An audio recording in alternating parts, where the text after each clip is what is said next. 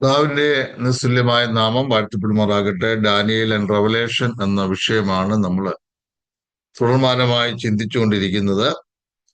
The book of Daniel's prophecy in the light of Christian view. Daniel പ്രവചനം ക്രൈസ്തവ വീക്ഷണത്തിൽ നാം പഠിച്ചാൽ സദാകാലത്തേക്കുമുള്ള ശ്രേഷ്ഠമായ ദൂത് ഈ ദാനിയൽ പ്രവചനത്തിൽ നമുക്ക് കാണുവാൻ കഴിയും. കഴിഞ്ഞ ക്ലാസ്സിൽ ഞാൻ ഓർപ്പിച്ച പോലെ ഈ ദാനിയേൽ പ്രവചനത്തിലെ പ്രതിപാദ്യ വിഷയം എന്ന് പറയുന്നത് the kingdom of God, divine rule, ദൈവരാജ്യം എന്നുള്ളതാണ്, അല്ലെങ്കിൽ ദൈവത്തിന്റെ ഭരണം. ദൈവിക ഭരണത്തിന്റെ അടയാളം എന്ന് പറയുന്നത് കർത്താവായ യേശുക്രിസ്തുവാണ്. യേശുക്രിസ്തുവിനെ മാറ്റി നിർത്തിയിട്ട് ഒരു കിങ്ഡം നമുക്ക് കാണാൻ കഴിയത്തില്ല. മത്തായിയുടെ സുവിശേഷം നമുക്കൊന്ന് എടുക്കാം. 10-ാം അധ്യായം 7-ാം വാക്യം ഒന്ന് വായിക്കണം. മത്തായി 10:7. നിങ്ങൾ പോകുമ്പോൾ സ്വർഗരാജ്യം സമീപിച്ചിരിക്കുന്നു എന്ന് ഘോഷിപ്പീൻ. 1-ാം നൂറ്റാണ്ടിലെ അപ്പോസ്തലന്മാരുടെ പ്രസംഗ വിഷയം ഇത് തന്നെയായിരുന്നു. Heavenly kingdom or kingdom of God. യോഹന്നാൻ സ്നാപകന്റെയും പ്രസംഗം അത് തന്നെയായിരുന്നു. നമ്മൾ പലപ്പോഴും എന്തെങ്കിലും നന്മ പ്രവൃത്തികളൊക്കെ കർത്താവിന്റെ നാമത്തിൽ ചെയ്യുമ്പോൾ കർത്തദാസന്മാർ ആ നന്മ സ്വീകരിച്ചിട്ട് പ്രാർത്ഥിക്കുന്ന ഒരു പദമുണ്ട്. കർത്താവേ, ഈ നല്ല ദാനം ദൈവരാജ്യത്തിന്റെ കെട്ടുപണിക്ക് ഉപയോഗിപ്പാൻ, അല്ലെങ്കിൽ ദൈവരാജ്യത്തിന്റെ വിശാലതയിലേക്ക് ഉപയോഗിപ്പാൻ സഹായിക്കണം. നമ്മുടെ എല്ലാ എക്സ്പെക്ടേഷൻ എന്ന് പറയുന്നത് ഒരു ഡിവൈൻ റൂളാണ്, ഒരു ദൈവിക ഭരണമാണ്. ലൂക്കോസിന്റെ സുവിശേഷം 10-ാം അധ്യായം 11-ാം വാക്യം കൊണ്ടൊന്ന് ചേർത്ത് വായിച്ചേ. ലൂക്കോസ് 10:11. നിങ്ങളുടെ പട്ടണത്തിൽ നിന്ന് ഞങ്ങളുടെ കാലിന് പറ്റിയ പൊടിയും ഞങ്ങൾ നിങ്ങൾക്ക് കുടഞ്ഞേച്ചു പോകുന്നു, എന്നാൽ ദൈവരാജ്യം സമീപിച്ചു വന്നിരിക്കുന്നു എന്ന് അറിഞ്ഞുകൊള്ളുവീൻ എന്ന് പറവീൻ. ആരെല്ലാം നമ്മളെ തിരസ്കരിച്ചാലും ദൈവരാജ്യം വന്നിരിക്കുന്നു എന്നുള്ളത് സ്പഷ്ടമായ ഒരു സന്ദേശമാണ്. ദൈവരാജ്യത്തിന് 2 തലങ്ങളുണ്ട്. ഒന്ന് ആത്മീയ തലമാണ്. ആത്മീയ തലം അനുസരിച്ച് നമ്മളൊക്കെ ആക്ച്വലി ദൈവരാജ്യത്തിൽ തന്നെയാണ്. സ്വർഗരാജ്യം ഭക്ഷണവും പാനീയവുമല്ല, പിന്നെന്തുവാ? നീതിയും സമാധാനവും പരിശുദ്ധാത്മാവിൽ സന്തോഷമാത്രേ. അത് ദൈവസഭയുടെ അനുഭവം. എന്നാൽ ഒരു ഫിസിക്കൽ കിങ്ഡം ഉണ്ട്. അത് അധികം താമസിക്കാതെ നമ്മൾ അതിൽ പ്രവേശിക്കുവാനിടയായിത്തീരും. 1000 ആണ്ട് വാഴ്ച എന്നൊക്കെ പറയുന്നത് ചെറിയ സംഗതിയല്ല. സ്തോത്രം. കർത്താവിന്റെ വരവിന് ശേഷം നടക്കേണ്ട ഒരു സംഭവമാണ് യേശുക്രിസ്തുവിന്റെ ഭരണം എന്നുള്ളത്. 3-4 വാക്യങ്ങൾ വെളിപ്പാട് ദിവസം 20-ാം അധ്യായത്തിൽ നിന്ന് നമുക്കൊന്ന് വായിക്കാം. വെളിപ്പാട് ദിവസം 20-ാം അധ്യായം 2-ാം വാക്യം, 3-ാം വാക്യം, 4-ാം വാക്യം, പിന്നെ അതുപോലെ തന്നെ 5-ാം വാക്യം വേഗത്തിൽ വായിച്ച്. വെളിപ്പാട് ദിവസം 20-ന്റെ 2 മുതൽ 5 വരെയുള്ള വാക്യങ്ങൾ. അവൻ പിശാചും സാത്താനും എന്നുള്ള പഴയ പാമ്പായ മഹാസർപ്പത്തെ പിടിച്ച് 1000 ആണ്ടേക്ക് ചങ്ങലയിട്ടു. ശ്രദ്ധിക്കണം, 1000 ആണ്ടേക്ക്. എനിക്ക് ആ പദം കിട്ടാൻ വേണ്ടിയാണ് ആ നമ്പർ കിട്ടണം. 1000 ആണ്ടേക്ക്. അടുത്തത് വായിച്ചു.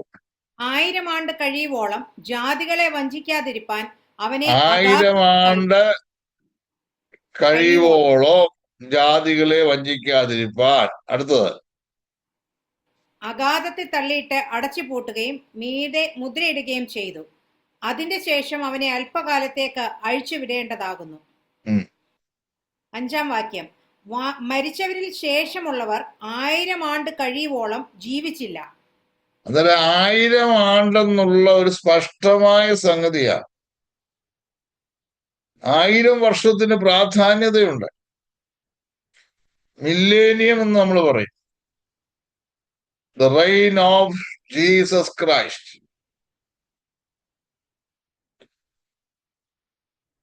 വെളിപ്പാട് പുസ്തകം 19-ാം അധ്യായത്തിൽ നമ്മുടെ കർത്താവായ യേശു ക്രിസ്തു തന്റെ വിശുദ്ധന്മാരുമായി ഭൂമിയിലേക്ക് ഇറങ്ങി വരുന്ന രംഗമാണ്. കർത്താവായ യേശു ക്രിസ്തു തന്റെ വിശുദ്ധന്മാരുമായി ഭൂമിയിലേക്ക് ഇറങ്ങി വരും. യേശുക്രിസ്തുവിന്റെ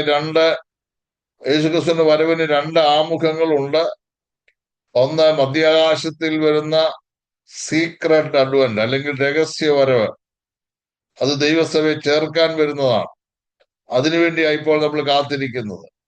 എന്നാൽ ദൈവസഭ എടുക്കപ്പെട്ടതിന് ശേഷം ഭൂമിയിൽ നടക്കുന്ന എതിർ ക്രിസ്തുവിന്റെ 7 വർഷത്തെ പീഡന കാലഘട്ടത്തിന് ഒടുവിൽ വെളിപ്പാട് പുസ്തകം 19-ാം അധ്യായത്തിൽ നമ്മൾ കാണുന്ന പോലെ കർത്താവിന്റെ സഭയുമായി യേശു തമ്പുരാൻ പരസ്യമായി ഭൂമിയിലേക്ക് ഇറങ്ങി വരും. അങ്ങനെ ഇറങ്ങി വരുമ്പോൾ ഒരു വലിയ യുദ്ധം നടക്കും. നിങ്ങൾ സമയം പോലെ 19-ാം അധ്യായം ഒക്കെ വീട്ടിൽ ചെന്ന് വായിച്ചു നോക്കുക. 19-ാം അധ്യായം ഒടുവിലത്തെ ഭാഗത്ത് കിടപ്പുണ്ട്. ആ യുദ്ധത്തിന്റെ പേരാണ് അർമഗദോൻ യുദ്ധം. കർത്താവിന്റെ വരവിന് ശേഷം നടക്കാൻ പോകുന്ന 2 വലിയ യുദ്ധങ്ങളുണ്ട്. അത് ഒന്ന് അർമഗദോൻ യുദ്ധം, മറ്റൊന്ന് ഗോഗ് മാഗോഗ് യുദ്ധം. ഗോഗ് മാഗോഗ് യുദ്ധമായിരിക്കും ഈ ലോകത്തിലെ ഏറ്റവും ഒടുവിലത്തെ യുദ്ധം. അത് നടക്കുന്നത് 1000 വർഷത്തെ ഭരണത്തിന് ശേഷം സാത്താനെ അഗാധകൂപത്തിൽ നിന്ന് അല്ലെങ്കിൽ ചങ്ങലയിട്ടിരിക്കുന്നതെന്ന് റിലീസ് ചെയ്യുമ്പോൾ ഈ സാത്താൻ ലോകത്തിന്റെ നാനാഭാഗത്തു നിന്നുള്ള അനേകരെ കൂട്ടി വരുത്തി കർത്താവിനോടും വിശുദ്ധ ജനത്തോട് യുദ്ധം ചെയ്യുവാനിടയായി തീരും. അതാണ് ഗോഗ് മാഗോഗ് യുദ്ധം. ദൈവം അനുവദിച്ചാൽ നമുക്കതൊക്കെ പിന്നെ ഇച്ചിരി ഡീറ്റെയിൽ ആയിട്ട് പഠിക്കാൻ പറ്റുമെന്ന് വിചാരിക്കുന്നു. സ്തോത്രം. യേശു തമ്പുരാൻ പാപികളെ രക്ഷിക്കാൻ വരുന്നതിനും വിശുദ്ധന്മാരെ ചേർക്കാൻ മധ്യാകാശത്ത് വരുന്നതിന് ഇടയിൽ ഒരു സംഭവമുണ്ട്.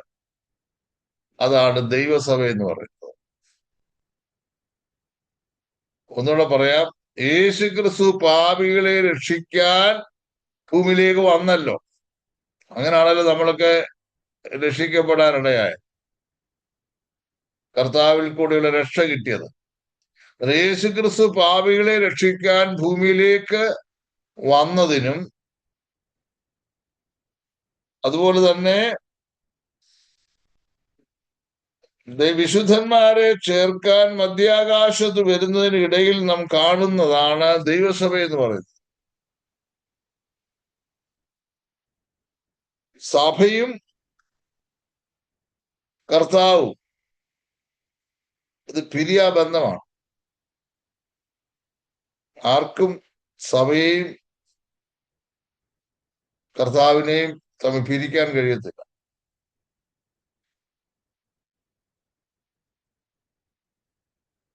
സഭയുടെ നിലനിൽപ്പ് ലോകത്തെ നമ്മുടെ കർത്താവ് ഭരിക്കും എന്നതിനെ കൂടി ആശ്രയിച്ചായിരിക്കുന്നത്.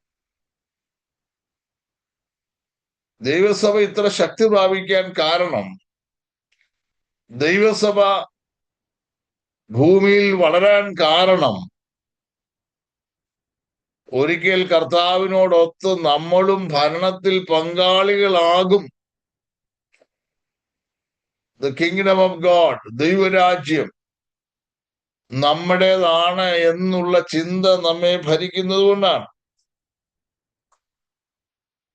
യോഹന്നാന്റെ സുവിശേഷം 14 അധ്യായം 16 മുതൽ 23 വരെയുള്ള വാക്യങ്ങൾ ഒരാൾ വായിക്കണം. യോഹന്നാൻ 14:16 മുതൽ 23 വരെ. എന്നാൽ ഞാൻ പിതാവിനോട് ചോദിക്കും, അവൻ സത്യത്തിന്റെ ആത്മാവെന്ന മറ്റൊരു കാര്യസ്ഥനെ എന്നേക്കും നിങ്ങളോടുകൂടെ ഇരിക്കേണ്ടതിന് നിങ്ങൾക്ക് തരും. ലോകം അവനെ കാണുകയോ അറിയുകയോ ചെയ്യായികയാൽ അതിന് അവനെ ലഭിപ്പാൻ കഴിയുകയില്ല. നിങ്ങളോ അവൻ നിങ്ങളോടുകൂടെ വസിക്കുകയും നിങ്ങളിൽ ഇരിക്കുകയും ചെയ്യുന്നത് കൊണ്ട് അവനെ അറിയുന്നു. ഞാൻ നിങ്ങളെ അനാഥരായി വിടുകയില്ല, ഞാൻ നിങ്ങളുടെ അടുക്കൽ വരും. എത്ര അനുഗ്രഹിക്കപ്പെട്ട ഒരു വാക്യമാണിത്. കർത്താവ് നമ്മോടൊത്ത് വസിക്കും. കർത്താവ് നമ്മളെ അനാഥരായി വിടത്തില്ല. കർത്താവ് നമ്മുടെ അടുക്കൽ വരും. ഇത് ഒരു മാസത്തെ കാര്യമല്ലെന്നേ. ഇത് ഒരു മാസത്തെയോ ഒരു വർഷത്തെയോ 10 വർഷത്തെയോ 100 വർഷത്തെയോ കാര്യമല്ല. നമ്മുടെ കർത്താവ് നമ്മുടെ കൂടെ ഇരിക്കുന്നത് എന്നേക്കുമാണ്. നമ്മുടെ കൂടെ ഇരിക്കുന്നത് അല്ലെ? എന്നേക്കുമായിരിക്കുന്ന. ദാനിയേൽ പ്രവചനം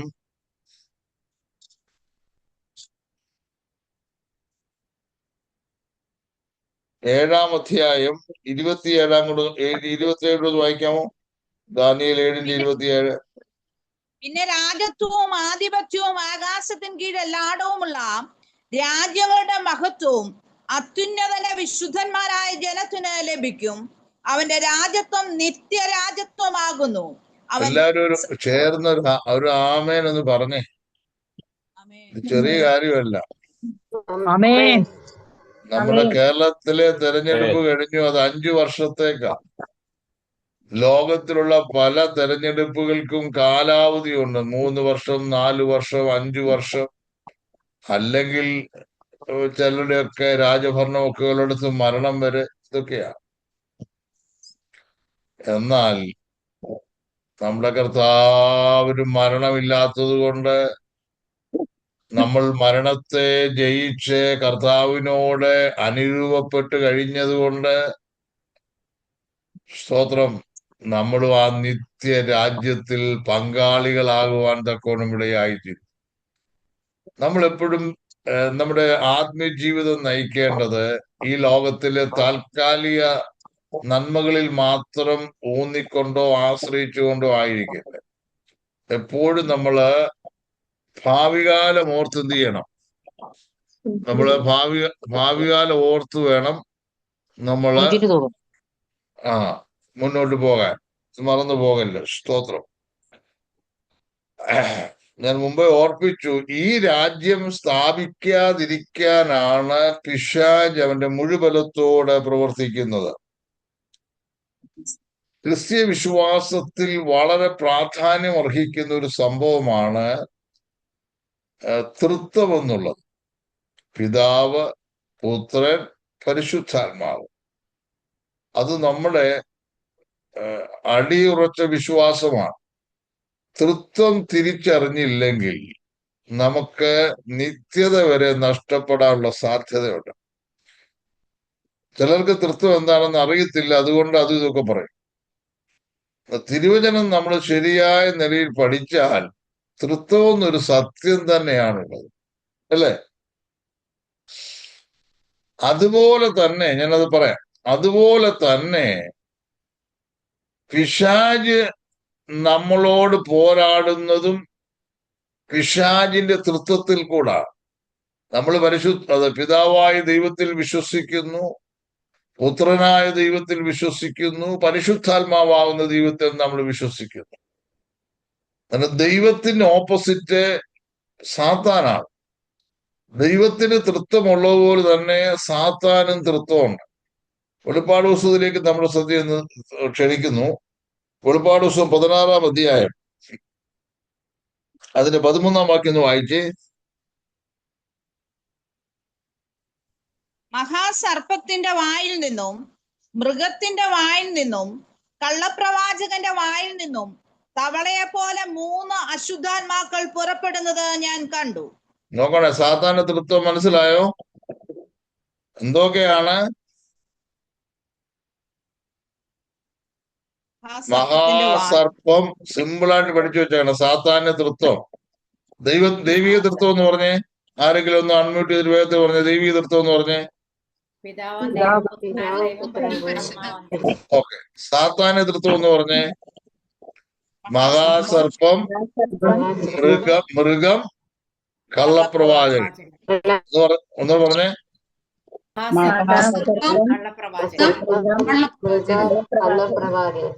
അതെ,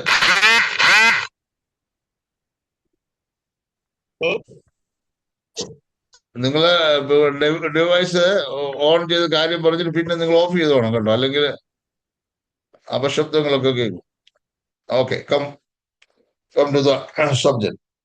മത്തായിയുടെ സുവിശേഷം 28 ലാസ്റ്റ് വാക്യത്തിൽ 19 കർത്താവ് പറഞ്ഞത്, ആകയാൽ നിങ്ങൾ പുറപ്പെട്ട് പിതാവിന്റെയും പുത്രന്റെയും പരിശുദ്ധാത്മാവിന്റെ നാമത്തിൽ സ്നാനം കഴിപ്പിച്ചു. കർത്താവിന് വേണേ ഒറ്റ വാക്കിൽ പറഞ്ഞാൽ മതി, നിങ്ങൾ എന്റെ നാമത്തിൽ സ്നാനം കഴിപ്പിപ്പീന്ന് പറഞ്ഞാൽ മതി. അങ്ങനെ പറഞ്ഞാ പറയാ. എന്നാലും സ്നാനത്തിൽ തൃത്വത്തിന്റെ സാന്നിധ്യം വളരെ അത്യാവശ്യമായതുകൊണ്ടാണ് യേശുക്രിസ്തു അങ്ങനെ പറഞ്ഞത്. അതേസമയം കർത്താവ് പലപ്പോഴും പ്രാർത്ഥനയൊക്കെ പഠിപ്പിക്കുമ്പോൾ പറഞ്ഞിട്ടുണ്ട്, നിങ്ങൾ എന്റെ നാമത്തിൽ അപേക്ഷിപ്പീ, ഞാൻ നിങ്ങൾക്ക് ചെയ്തു തരും. നിങ്ങൾ എന്റെ നാമത്തിൽ കൂടി വരുമ്പോൾ ഞാൻ നിങ്ങളുടെ നടുവിലുണ്ട്. അങ്ങനെ എന്റെ നാമം എന്ന് ധാരാളം ഉച്ചരിച്ച കർത്താവ് സ്നാനത്തിന്റെ കാര്യം വന്നപ്പോൾ, സ്തോത്രം, പിതാവിന്റെയും പുത്രന്റെയും പരിശുദ്ധാത്മാവിന്റെയും നാമത്തിന് അവിടെ ഊന്നൽ കൊടുക്കുന്നത് നിങ്ങൾ ശ്രദ്ധിക്കണം. അന്നേരം നമ്മൾ ബൈബിളിൽ എന്താണോ കർത്താവ് പറയുന്നത് അത് കേട്ടാ മതി. ഇതിനെയൊന്നും മിസ് ഇന്റർപ്രറ്റ് ചെയ്യാൻ വേണ്ടി പോകല്ലേ. അങ്ങനെയുള്ള ഇന്റർപ്രിട്ടേഷൻ നമുക്ക് കേൾക്കുകയും വേണ്ട. കൊരിന്ത്യർ ലേഖനത്തിലേക്ക് വന്നേ. നമ്മൾ ബെനഡിക്ഷൻ പറയുന്നത് എങ്ങനാണ്? 2 കൊരിന്ത്യർ 13:14 വായിച്ചേ.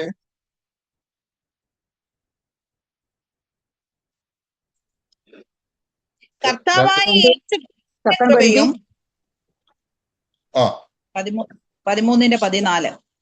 കർത്താവായ യേശുവിന്റെ കൃപയും ദൈവത്തിന്റെ സ്നേഹവും പരിശുദ്ധാത്മാവിന്റെ കൂട്ടായ്മയും നിങ്ങൾ എല്ലാവരോടും കൂടെ ഇരിക്കുമാറാകട്ടെ.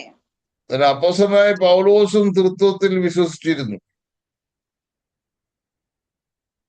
ആശീർവാദം പറയുമ്പോൾ ശ്രദ്ധിക്കണം, യേശുക്രിസ്തുവിന്റെ കൃപ കൂടെ ഇരിക്കട്ടെ എന്ന് ചിലയിടത്തൊക്കെ നമ്മൾ കാണുന്നുണ്ടെങ്കിലും അതെന്ന് എക്സ്പ്ലെയിൻ ചെയ്ത് പൗലോസ് പറയുകയാണ്, പിതാവായ ദൈവത്തിന്റെ സ്നേഹം, പുത്രനായ യേശുക്രിസ്തുവിന്റെ കൃപ, പരിശുദ്ധാത്മാവിന്റെ കൂട്ടായ്മ.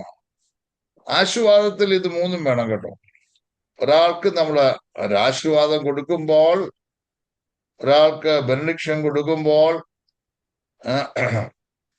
ആശീർവാദം പറയാൻ അറിയാവുന്നവർ എത്ര പേരുണ്ട് ഇതിനകത്ത്? പ്രാർത്ഥിക്കാൻ വളരെ എളുപ്പമാണ്, പക്ഷെ ആശീർവാദം പറയാൻ ഇച്ചിരി ടഫാണ്. നമ്മൾ വിചാരിക്കും വളരെ എളുപ്പമാണ്. എന്ന് പറഞ്ഞു നോക്കി.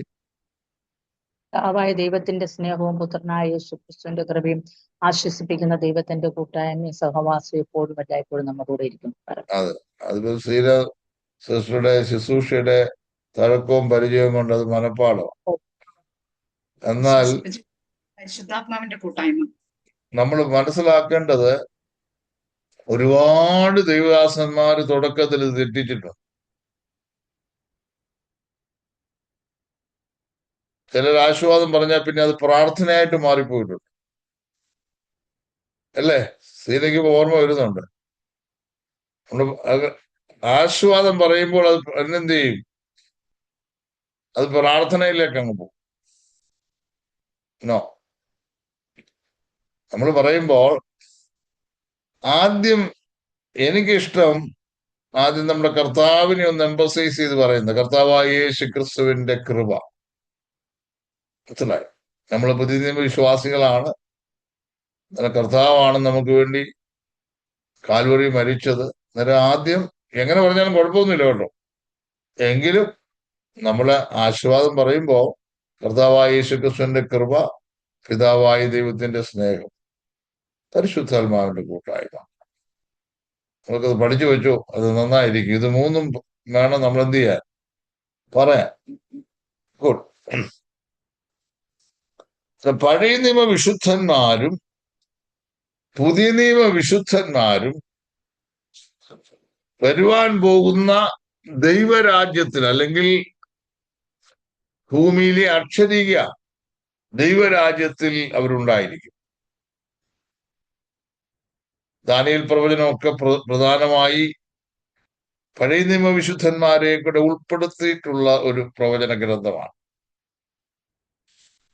ഓക്കെ, അപ്പൊ അത്രയും ഒരു മുഖവര ഞാൻ പറഞ്ഞതേ ഉള്ളൂ. നമ്മൾ ഇന്ന് പഠിക്കാൻ പോകുന്നത്, കഴിഞ്ഞ പ്രാവശ്യം നമ്മൾ നെബൂഖദ്നേസർ രാജാവ് കണ്ട സ്വർണ മൾട്ടി മെറ്റൽ ട്രീമിനെ കുറിച്ച് നമ്മൾ ചിന്തിച്ചു അല്ലെ.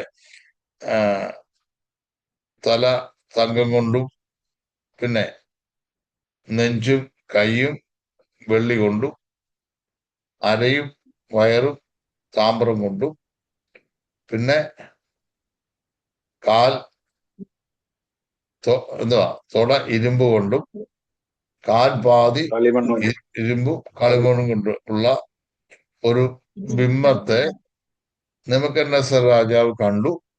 അതിന്റെ ഈ ആഖ്യാനവും ചില കാര്യങ്ങൾ പഠിക്കാനിടയായിത്തീർന്നു. എന്നാൽ ഞാൻ കഴിഞ്ഞ ക്ലാസ്സിൽ ഓർപ്പിച്ചു, ദാനിയേൽ പ്രവചനം 2-ാം അധ്യായവും ദാനിയേൽ പ്രവചനം 7-ാം അധ്യായവും ഒരേ കാര്യങ്ങളാണ് പറയുന്നത്. നെബൂഖദ്നേസർ രാജാവ് സ്വപ്നത്തിൽ കൂടെ സാമ്രാജ്യങ്ങളെ കുറിച്ചും നിത്യരാജ്യത്തെക്കുറിച്ചും സ്വപ്നം കാണുമ്പോൾ ദൈവപുരുഷനായിരിക്കുന്ന ദാനിയേൽ ദർശനത്തിൽ കൂടെ വരുവാൻ പോകുന്ന കാര്യങ്ങൾ കാണുവാൻ തക്കവണ്ണം ഇടയായി. ഞാൻ ഇന്നൊരല്പം ആ ഭാഗം ഒന്ന് വിവരിപ്പാൻ ആഗ്രഹിക്കുന്നുണ്ട്. ഇവിടെ നമ്മൾ കഴിഞ്ഞ ക്ലാസ്സിൽ പഠിച്ചല്ലോ അല്ലെ. ദാനിയേൽ പ്രവചനം 2:29 വായിച്ചേ.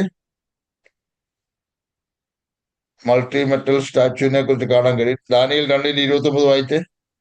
രാജാവേ, ഇനിമേൽ സംഭവിപ്പാനിരിക്കുന്നത് എന്തെന്നുള്ള വിചാരം പള്ളിമെത്തിൽ വെച്ച് തിരുമനസ്സിലുണ്ടായി. രഹസ്യങ്ങളെ വെളിപ്പെടുത്തുന്നവൻ സംഭവിപ്പാനിരിക്കുന്നത് അറിയിച്ചുമിരിക്കുന്നു. നോക്കിക്കേ, he was worried about the kingdom after his life. Nebuchadnezzar രാജാവിന് ഒരു ദിവസം ഭയങ്കര ഭാരം തോന്നി. ഈ വലിയ സാമ്രാജ്യത്തിൽ നിന്ന് ഞാൻ മരിച്ചു പോയാൽ എന്റെ മരണാനന്തരം എന്തായിരിക്കും സംഭവിക്കാൻ പോകുന്നത്, ബാബിലോണിന്റെ അവസ്ഥ എന്താവും എന്ന് പുള്ളി എന്ത് ചെയ്തു, ഭയങ്കര ഭാരം തനിക്ക് വരുവാൻ തക്കവണ്ണം ഇടയായി. മനസ്സിലായോ? നമ്മളൊക്കെ ചിലപ്പോൾ ചിന്തിക്കുന്ന പോലെ നമ്മുടെ ജീവിതം കഴിഞ്ഞാൽ എന്തായിരിക്കും, സഭയുടെ ഗതി എന്തായിരിക്കും, വീടിന്റെ അവസ്ഥ എന്തായിരിക്കും, പിള്ളേരുടെ അവസ്ഥ എന്തായിരിക്കും, സ്വാഭാവികമായിട്ടൊക്കെ ചിന്തകൾ വരാം. ഈ നെബൂഖദ്നേസർ രാജാവിന് അങ്ങനെ ഒരു ചിന്ത വന്നു. അങ്ങനെ ചിന്ത വന്നപ്പോൾ ദൈവം ഒരു സ്വപ്നം കൊടുത്തു. ആ സ്വപ്നം എന്താണ്? ഹെഡ് ഓഫ് ദ സ്റ്റാച്യു എന്തുവായിരുന്നു?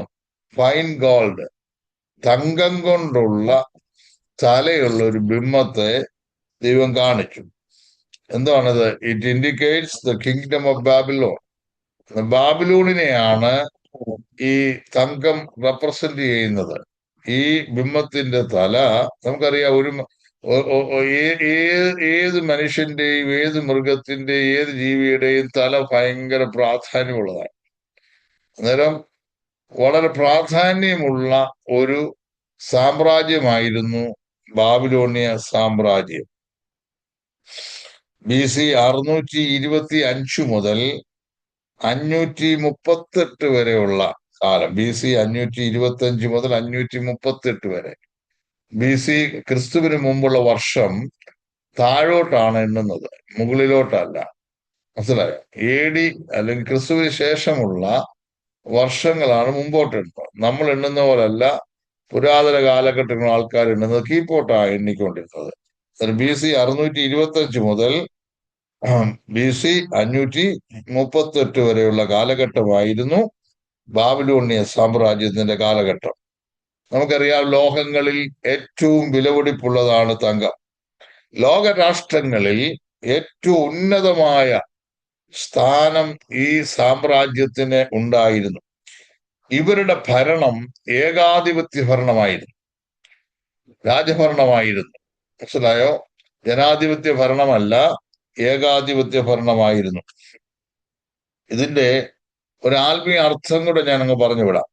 ബാബിലോൺ ഒരു സാമ്രാജ്യത്തിന്റെ തലസ്ഥാനം മാത്രമല്ല, പിന്നെ ദൈവത്തോടെ മത്സരിച്ച് ലോകത്തെ കീഴ്പ്പെടുത്തുന്ന ശക്തിയായി കൂടി നാം അത് ഗ്രഹിക്കണം.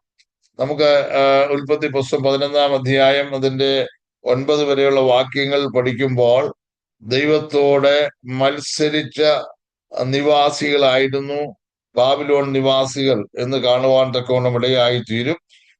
വെളിപ്പാട് പുസ്തകം 18-ാം അധ്യായവും അത് തന്നെയാണ് നമുക്ക് കാണുവാൻ തക്കവണ്ണം ഇടയായിത്തീരുന്നത്. ദൈവത്തിനെതിരെ നിൽക്കുന്ന ഒരു വിഭാഗമാണ്. സ്തോത്രം.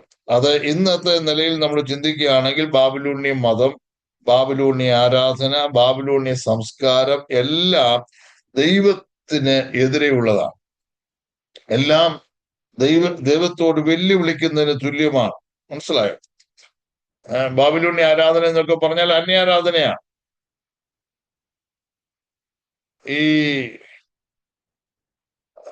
ക്രിസ്തുമസ് അപ്പൂപ്പനൊക്കെ വന്നത് നമ്മൾ വിചാരിക്കും യേശുവിന്റെ ജനനവുമായിട്ടൊക്കെ എന്തോ വലിയ ബന്ധമുള്ള സംഭവം. ഒന്നുമല്ല.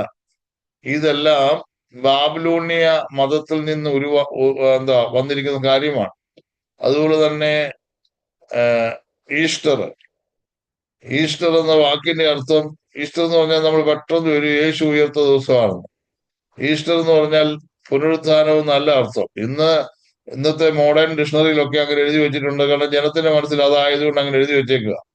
ഈസ്റ്റർ, അസ്തരേത്ത്, നക്ഷത്ര ദേവന്റെ ഉത്സവമൊക്കെ യേശുവിന്റെ ഉയർപ്പ് ദിവസമായി അങ്ങ് മാറിപ്പോകുവാൻ തക്കവണ്ണം ഇടയായിത്തീർന്നു. മനസ്സിലായോ? ഇന്ന് കാണുന്ന സകല അനാചാരങ്ങൾക്കും ക്രൈസ്തവ ആലയങ്ങളിലും പിന്നെ ക്രൈസ്തവൽക്കരിക്കപ്പെട്ട പല ആഘോഷങ്ങളുടെയും ചുവട് പിടിച്ച് നമ്മൾ പോയാൽ അത് ബാബിലോണിയ മതത്തിൽ പോയി നിൽക്കുവാൻ തക്കവണ്ണം ഇടയായിത്തീരും. മനസ്സിലായോ? ഓക്കെ. യെരുശലേമിനെ ആക്രമിച്ച് ജനത്തെ അടിമകളായി കൊണ്ടുപോയ സംഭവം നമുക്കറിയാം. യെരുശലേം ദേവാലയം നശിപ്പിച്ചത്, ഇതൊക്കെ നെബൂഖദ്നേസർ രാജാവ് ദൈവത്തോട് നടത്തുന്ന ഒരു വെല്ലുവിളിയായിട്ട് തന്നെ നമ്മളത് മനസ്സിലാക്കണം. യെരുശലേമിനെ ആക്രമിച്ചത്, ജനത്തെ അടിമകളായി കൊണ്ടുപോയത്, അല്ലെ, ആലയം നശിപ്പിച്ചത്, ഇതെല്ലാം ദൈവത്തോടുള്ള വെല്ലുവിളിയായിരുന്നു. 3 കാലഘട്ടങ്ങളിലാണ് നെബൂഖദ്നേസർ രാജാവ് യഹൂദ ജനത്തെ ആക്രമിച്ച് ജനത്തെ അടിമകളാക്കി ബാബിലോണിലേക്ക് കൊണ്ടുപോയത്. നിങ്ങളത് നോട്ട് ചെയ്ത് വെക്കുന്ന നന്നായിരിക്കും. BC 605 ഒന്നാമത്തെ അറ്റാക്ക്. BC 605. രണ്ടാമത്തെ അറ്റാക്ക് BC 597. BC 597. മൂന്നാമത്തെ അറ്റാക്ക് BC 586. ഈ കൂട്ടത്തിൽ ദാനിയേലും യഹൂദ ബാലന്മാരും ഒക്കെ അടിമകളായി ബാബിലോണിലേക്ക് വരുവാൻ തക്കവണ്ണം ഇടയായിത്തീർന്നു. ഈ 3 ഇൻസ്റ്റാൾമെന്റ് ആയിട്ട് യഹൂദ ജനത്തെ അടിമകളാക്കി ബാബിലോണിലേക്ക് കൊണ്ടുപോയതുപോലെ തന്നെ ദൈവം അവരെ മടക്കി വരുത്തിയതും 3 ഇൻസ്റ്റാൾമെന്റ് വഴിയായിട്ടാണ്. ബാബിലോണിൽ പ്രവാസികൾ എല്ലാവരും സന്തോഷത്തോടെ ജീവിച്ചെന്ന് നമുക്ക് പറയാൻ പറ്റത്തില്ല. അവരോട് വിലപിച്ചാണ് കഴിഞ്ഞത്. വായിക്കാമോ? 137-ാം സങ്കീർത്തനം. 137-ാം സങ്കീർത്തനം.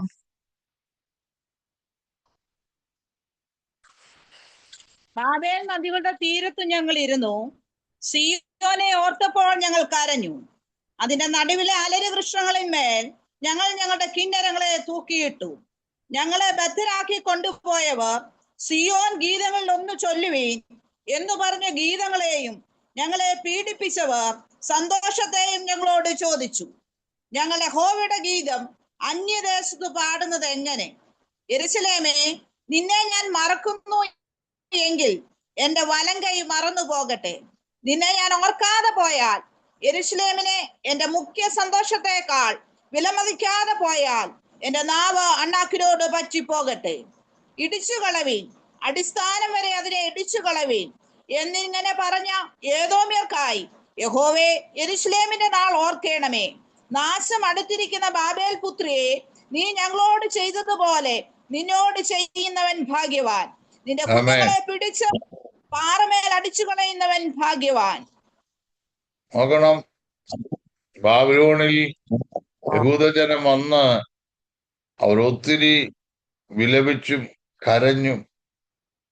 അവര് കരയുന്നത് നമ്മൾ ചിന്തിക്കണം. നമ്മൾക്കൊരു പ്രതിസന്ധി വരുമ്പോൾ നമ്മൾ ആദ്യം കരയുന്നത്, കർത്താവേ, എന്റെ കുഞ്ഞുങ്ങൾ എന്തായി തീരും, അല്ലെ എന്റെ ഭാര്യ എന്നായി തീരും, എന്റെ ഭർത്താവ് എന്തായി തീരും, എന്റെ അപ്പന്റെ അമ്മയുടെ അവസ്ഥ എന്താ, ഇങ്ങനെയൊക്കെയുള്ള കാര്യങ്ങളാണ് ചിന്തിക്കുന്നത്. എന്നാൽ ഈ ബാബിലോണിൽ വന്ന യഹൂദജനം എന്തോർത്താ വിലപിക്കുന്നത്? പറഞ്ഞ എന്തോർത്താ വിലപിക്കുന്നത്? സിയോനെ ഓർത്ത് കരഞ്ഞു. ഞാൻ പരമാർത്ഥമായിട്ടൊരു ചോദ്യം ചോദിക്കട്ടെ. എന്നെങ്കിലും നിങ്ങളുടെ സഭയെ ഓർത്ത്, നിങ്ങൾ കൂടി വരുന്ന നിങ്ങളുടെ കൂട്ടായ്മയെ ഓർത്തിട്ട് കരഞ്ഞിട്ടുണ്ടോ? 100% അതേ ഉള്ളൂ. ആമേ.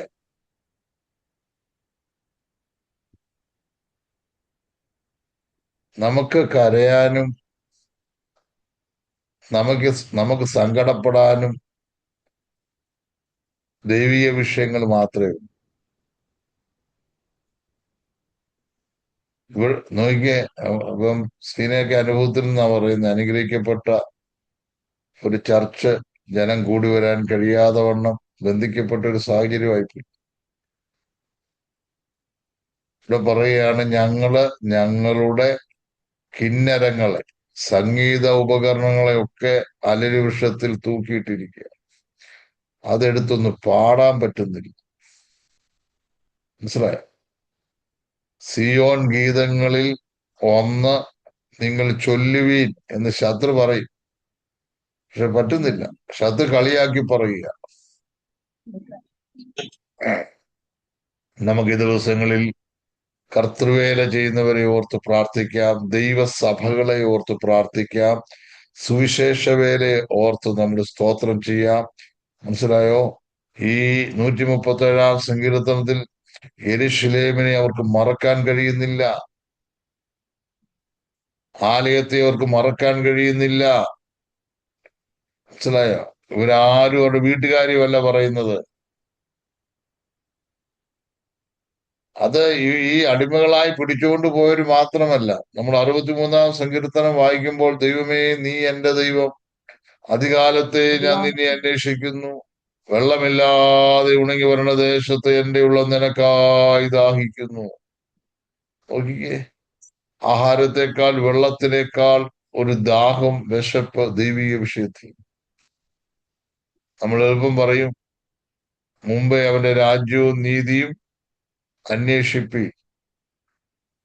പറയുന്ന എളുപ്പമാണ്, പക്ഷെ നമ്മൾ അങ്ങനെ ചെയ്യാൻ കഴിയുന്നുണ്ടോ എന്നുകൂടെ ഒന്ന് പരിശോധിക്കണം. മനസ്സിലായി? ഓക്കെ. അന്നേരം ബാബിലോണിൽ പ്രവാസികൾ എല്ലാവരും വിലപിച്ചും കരഞ്ഞും സങ്കടപ്പെട്ടും ഒക്കെയാ ജീവിച്ചത്. BC 525 മുതൽ 538 വരെ ബാബിലോണിലെ സാമ്രാജ്യം നിലനിന്നു. 6 രാജാക്കന്മാർ അവിടെ ഭരണം നടത്തി. ബാബിലോണിലെ രാജാക്കന്മാരുടെ പേരൂടെ ഞാനൊന്ന് പറഞ്ഞു വിട്ടേക്കാം. ഒന്ന് നെബോപിലേസർ. 625 മുതൽ 605 BC. BC 625 മുതൽ 605 വരെയുള്ള കാലഘട്ടങ്ങളിൽ നെബോപിലേസർ ബാബിലോണിൽ ഭരണം നടത്തി. രണ്ടാമത് ഭരിച്ചത് നെബൂഖദ്നേസർ രാജാവാണ്. നെബൂഖദ്നേസർ BC 605 മുതൽ 562 വരെ. BC 605 മുതൽ 562 വരെ. മൂന്നാമത് ബാബിലോണിൽ ചക്രവർത്തിയായി തീർന്നത് എവിൽ മെരോദക്. എവിൽ മെരോദക് BC 561 മുതൽ 559 വരെ. BC 561 മുതൽ 559 വരെ.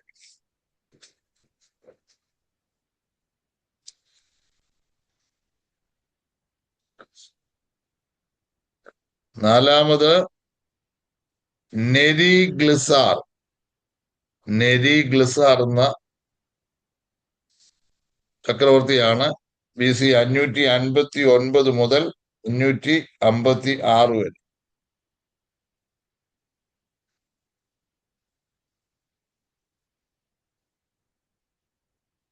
ഡേറ്റ് ഒന്നുകൂടെ പറയാമോ?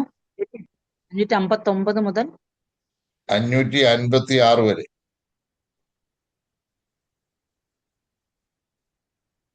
അഞ്ചാമത്തെ ചക്രവർത്തി ലബാഷി മർദൂക്ക്. മർദൂക്ക് എന്ന് എഴുതിയാലും കുഴപ്പമില്ല. ലബാഷി മർദൂക്ക്.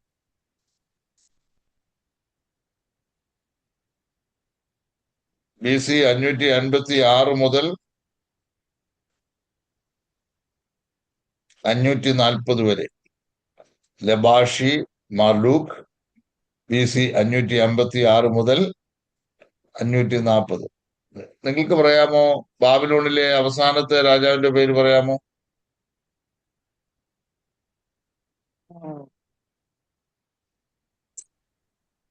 ബാബിലോണിലെ സാമ്രാജ്യം വീഴുന്ന സമയത്തെ രാജാവാരാ?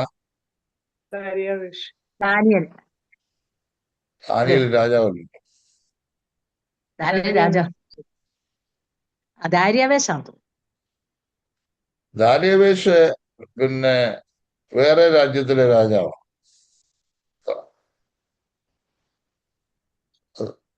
അത് നമ്മൾ പഠിക്കാൻ പോവാം.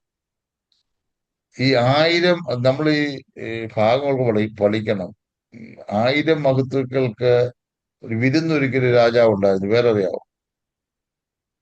അഹശ്വേരോശ്. അല്ല, ബെൽഷസ്സർ. ആ സക്രിയ തോമസുമാർ ഇന്നത്തെ അവാർഡ് കൊണ്ടുപോയി. ബെൽഷസ്സർ രാജാവ്. അന്നേരം ബെൽഷസ്സർ രാജാവ് 1000 പേർക്ക് 1000 മഹത്തുക്കൾക്ക് വിരുന്നൊരുക്കി. തന്റെ കോട്ടയുടെ ഗേറ്റ് കാക്കാൻ പറ്റാഞ്ഞത് കൊണ്ട് എന്ത് ചെയ്തു? ദാരിയാവേശ് അവരെ ആക്രമിച്ച് കീഴ്പ്പെടുത്തി. അങ്ങനെ ബെൽഷസ്സർ രാജാവ് അന്ന് രാത്രി കൊല്ലപ്പെട്ടു.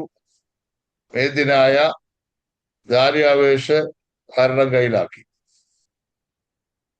മറന്നു പോകല്ലേ. അന്നേരം ഈ രാജാക്കന്മാരെ എല്ലാം ഒന്ന് ഓർത്തിരുന്നില്ലെങ്കിൽ ബാബിലോണിലെ അവസാനത്തെ രാജാവാരാ? ബെൽഷസ്സർ. ഒന്ന് പറഞ്ഞേ, എല്ലാരും ഒന്ന് പറഞ്ഞേ. ബെൽഷസ്സർ. എന്തുകൊണ്ടാണ് ബെൽഷസ്സറിനെ നമ്മൾ ഓർക്കേണ്ടത്? 1000 മഹത്തുക്കൾക്ക് വിരുന്നൊരുക്കി. നമുക്കറിയാമല്ലോ, ഭിത്തിയിലെ ദൈവത്തിന്റെ കൈയൊക്കെ വന്ന് എഴുതിയതൊക്കെ ഓർമ്മയുണ്ടല്ലോ. Okay, good. ഈ രണ്ടാമത്തെ ഭാഗമാണ് സ്വപ്നത്തിൽ നെബൂഖദ്നേസർ രാജാവ് കണ്ടത് നെഞ്ചും കൈയും, ബ്രസ്റ്റ് ആൻഡ് ആം സിൽവർ. ഇത് മേദ്യ പാർസ്യ സാമ്രാജ്യമാണ്. ബാബിലോണിനെ സാമ്രാജ്യം തിരശ്ശീല വീണു. ലോകത്തിലെ 4 സാമ്രാജ്യങ്ങളാണ് ഉണ്ടായിരുന്നത്. കൺവെൻഷൻ പ്രസംഗമൊക്കെ എപ്പോഴും തലയരച്ച് പ്രസംഗിക്കുന്ന നിങ്ങൾ കേട്ടിട്ടില്ല. ഇപ്പൊ അങ്ങനെയൊന്നുള്ള പ്രസംഗം ഇല്ലല്ലോ. ഇപ്പൊ എല്ലാം അനുഗ്രഹം കയറിക്കൊണ്ട് വന്നുകൊണ്ട് ഇപ്പം അങ്ങനെയുള്ള പ്രസംഗങ്ങളൊക്കെ കുറഞ്ഞിരിക്കുക. ഭാവികാല സംഭവങ്ങളോ അന്ത്യകാല സംഭവങ്ങളോ ഒക്കെ കുറഞ്ഞു. അന്നേരം ലോകത്തിൽ 4 സാമ്രാജ്യങ്ങൾ ഏതൊക്കെയാ? വേഗത്തിൽ പറഞ്ഞു. നിങ്ങൾ എന്നും മനപ്പാടമായി നിങ്ങൾ തലയിലിരിക്കണം. ഏതൊക്കെയാ? Babylon, Medo Persia, Greece, Babylon, Medo-Persia, ആ Greece, correct. One more. Rome.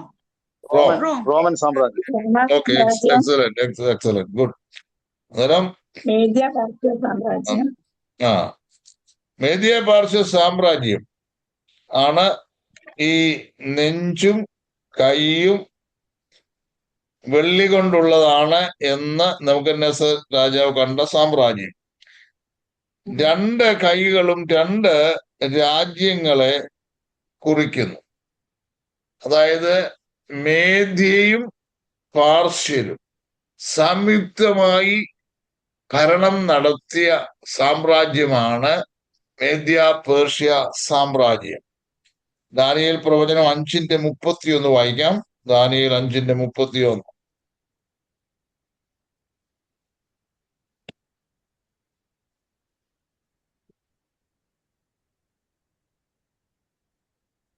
മേദ്യനായ ദര്യാവേഷ് 62 വയസ്സുള്ളവനായി രാജ്യത്വം പ്രാപിച്ചു.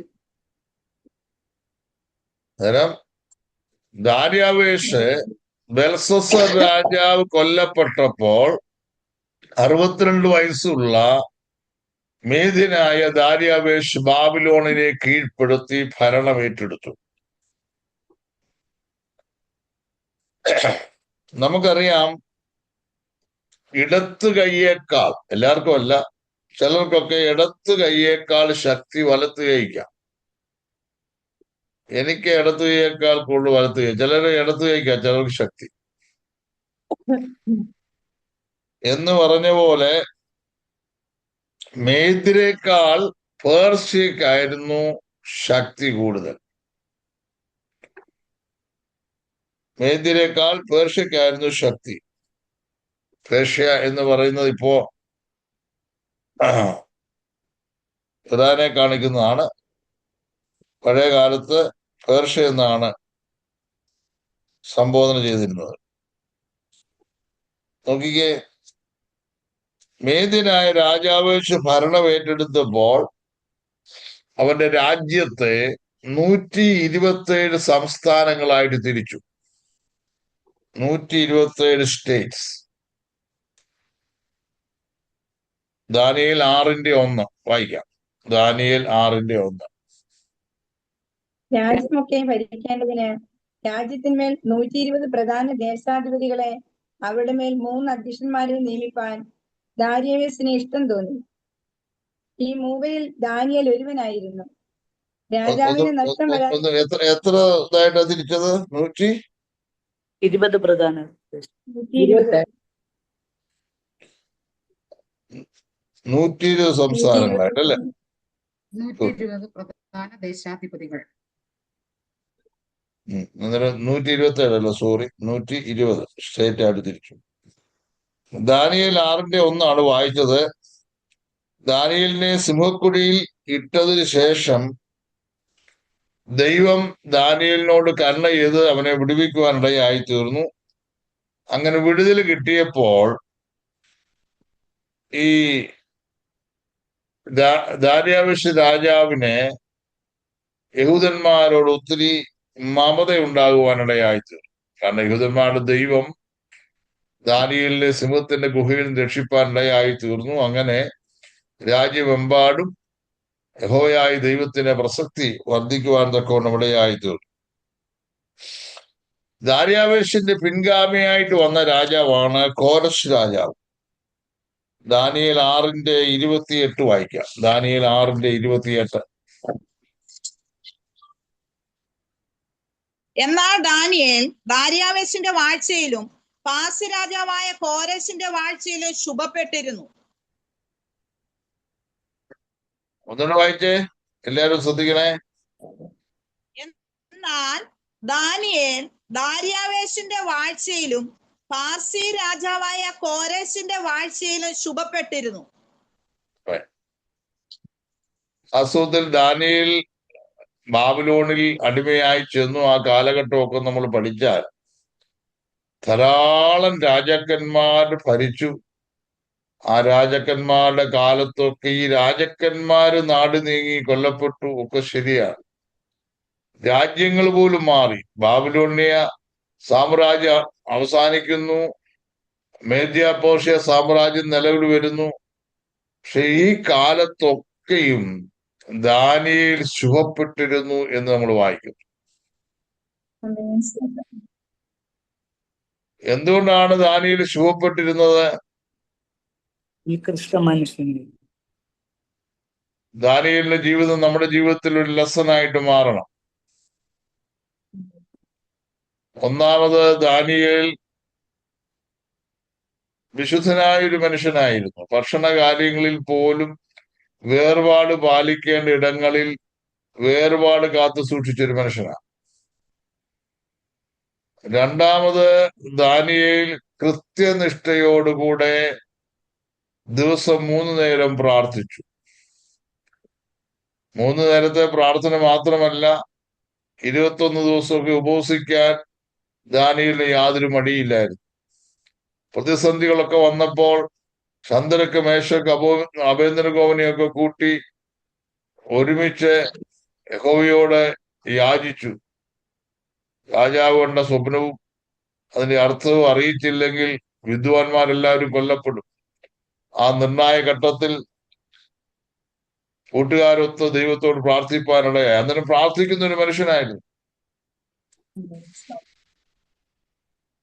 ദാനിയേൽ. ഒരു ദർശനങ്ങളുടെ ഒരു മനുഷ്യനാണ്. He was a man of visions. ദർശനങ്ങളുടെ ഒരു മനുഷ്യനായിരുന്നു. താൻ കണ്ടിട്ടുള്ള ദർശനങ്ങൾക്ക് കണക്കില്ല.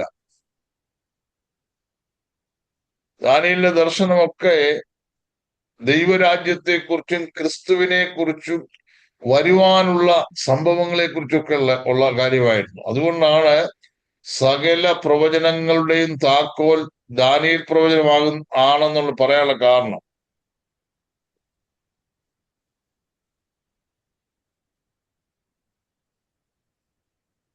നമുക്ക് ശുഭത വരണമെങ്കിൽ ദൈവം വിശുദ്ധനായിരിക്കുന്ന പോലെ നമ്മൾ വിശുദ്ധരായിരിക്കാൻ ശ്രമിക്കണം. നമ്മൾ ശുഭതയോട് ജീവിക്കണമെങ്കിൽ നമ്മൾ ദൈവത്തോട് സംസാരിക്കുവാൻ, കമ്മ്യൂണിക്കേറ്റ് ചെയ്യുവാൻ പ്രാർത്ഥനയുള്ളവരായിരിക്കണം. നമ്മൾ ശുഭതയോട് നിൽക്കണമെങ്കിൽ ദൈവത്തിന്റെ അള്ളപ്പാട് ദൈവം നമുക്ക് തരുമ്പോൾ അത് ഏറ്റെടുക്കുന്ന ഒരു പാത്രമായി നമ്മൾ മാറണം.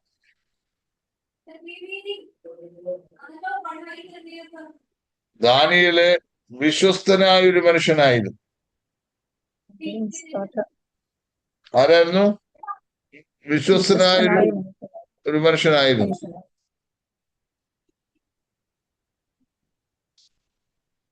ആ വിശ്വസ്തത കൂടിയത് കൊണ്ടാണ് ദാനിയേലിനെ സിംഹത്തിന്റെ ഗുഹയിൽ ഇട്ടത്. നമുക്ക് ആ ചരിത്രങ്ങൾ അറിയാം. അന്നേരം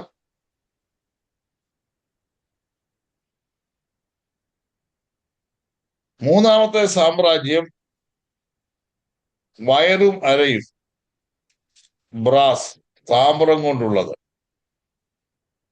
ഗ്രീക്ക് സാമ്രാജ്യത്തെ കാണിക്കുന്നു. 300 BC 330 മുതൽ 168 വരെയുള്ള കാലഘട്ടങ്ങളിലായിരുന്നു ഗ്രീക്ക് സാമ്രാജ്യം നിലനിന്നിരുന്നത്. BC 330 മുതൽ 168 വരെയുള്ള കാലഘട്ടം. മഹാനായ അലക്സാണ്ടർ ഈ സാമ്രാജ്യത്തിന്റെ അഭിമാനമായ ഒരു ചക്രവർത്തിയായിരുന്നു. അലക്സാണ്ടർ ദ ഗ്രേറ്റ് നമുക്ക് എല്ലാവർക്കും അറിയാവുന്നതും പഠിച്ചിട്ടുള്ള ഒരു വലിയ വ്യക്തിത്വമാണ് അലക്സാണ്ടർ ദ ഗ്രേറ്റ്. ലോകത്തിൽ അറിയപ്പെട്ട എല്ലാ രാജ്യങ്ങളെയും അദ്ദേഹം കീഴടക്കി. അങ്ങനെയാണ് ഗ്രീക്ക് സാമ്രാജ്യം പുള്ളി കെട്ടിപ്പടുത്തത്. നാലാമത്തെ സാമ്രാജ്യമാണ്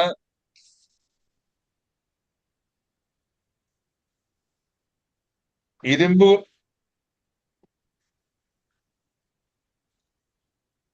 കൊണ്ടുള്ള, ശ്രദ്ധിച്ച്, ഇരുമ്പ് കൊണ്ടുള്ള കാൽ, റോമൻ സാമ്രാജ്യം.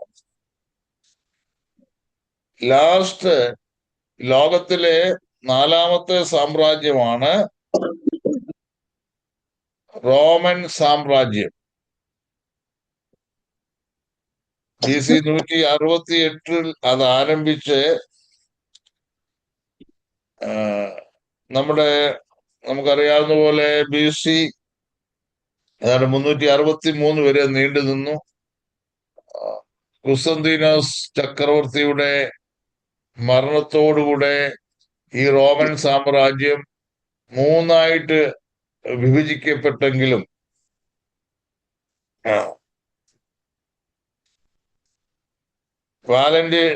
വാലന്റേഷൻ രാജാവ് ഈ പിരിഞ്ഞു പോയതിനെ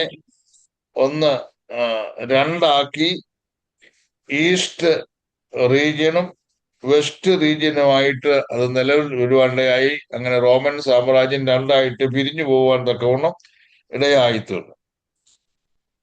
പിന്നെ ഒടുവിൽ നമ്മൾ ഈ ബിംബത്തിന്റെ ഭാഗം നമ്മൾ പഠിക്കുമ്പോൾ കാണാൻ കഴിയുന്നത് കാൽ പാതി ഇരുമ്പ്, കാൽ പാതി കളിമണ്ണ്.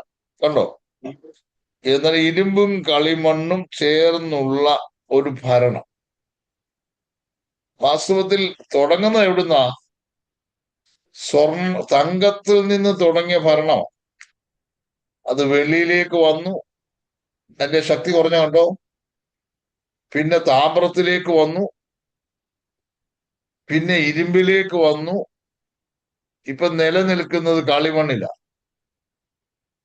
മനസ്സിലായോ? കളിമണ്ണിലാണ് എന്ന് പറഞ്ഞാൽ ഏത് സമയത്തും ഈ സാമ്രാജ്യം വീഴും. ലോകത്തിലെ എല്ലാ സാമ്രാജ്യങ്ങളും തകർന്നു പോകും. അതല്ലേ ഇപ്പൊ നമ്മൾ കാണുന്നത്. ഏതെങ്കിലും ഗവൺമെന്റിന് നിലനിൽപ്പുണ്ടോ? യൂണിറ്റി ഉണ്ടോ? എല്ലായിടത്തും തമ്മിത്തല്ലല്ലേ. ഇരുമ്പും കളിമണ്ണും കിടങ്ങനെ ചേരുന്നു. ഇപ്പൊ വർദ്ധിച്ചുകൊണ്ടിരിക്കുക. പലതരത്തിലുള്ള പാർട്ടികൾ പെട്ടെന്ന് ഉണ്ടാകുക. ഇപ്പൊ ഒരു പുതിയ പാർട്ടി ഒരു ഇത് നമ്മുടെ നാട്ടിൽ വന്നേക്കുവാ. ഞാനിങ്ങനെ ന്യൂസ് കണ്ടു. Cockroach party. നിങ്ങൾ കേട്ടില്ലേ? Cockroach Janata party, CJP. മനസ്സിലായോ? അതിന് ഒത്തിരി മില്യൺസ് ഫോളോവേഴ്സ് ആയപ്പോ ഗവൺമെന്റ് ഇപ്പോ അവരെ നിരോധിച്ചിരിക്കുകയാണെന്ന് തോന്നുന്നു. അതിനുള്ള അവരുടെ മാധ്യമങ്ങളൊക്കെ നിരോധിച്ചിട്ടുണ്ടെന്ന് തോന്നുന്നു.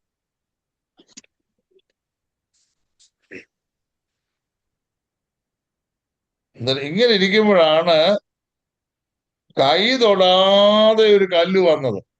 നോക്കിയേ, ഇങ്ങനെ കളിമണ്ണ്, ഇരുമ്പ്, താമ്രം, വെള്ളി, തങ്കം ഇങ്ങനെ നിൽക്കുന്ന ഒരു സ്റ്റാച്ചു. രാജ കാണുന്ന ബിംബമാണ്. എപ്പോഴാണ് ഈ ബിംബത്തെ കുറിച്ച് പുള്ളി കണ്ടത്? തന്റെ കാലശേഷം എന്തായിരിക്കും എന്ന് ഉള്ളിൽ വിഷാദിച്ചിരിക്കുമ്പോൾ ദൈവം പുള്ളിക്ക് കാണിച്ചു കൊടുത്തതാണ്.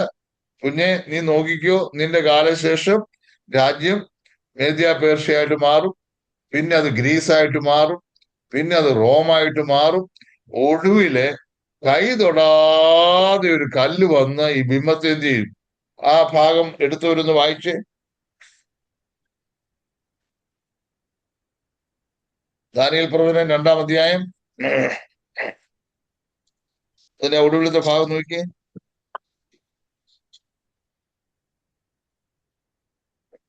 ഞാൻ നോക്കി നിൽക്കുമ്പോ കൈ തൊടാതെ ഒരു കല്ല് വന്ന്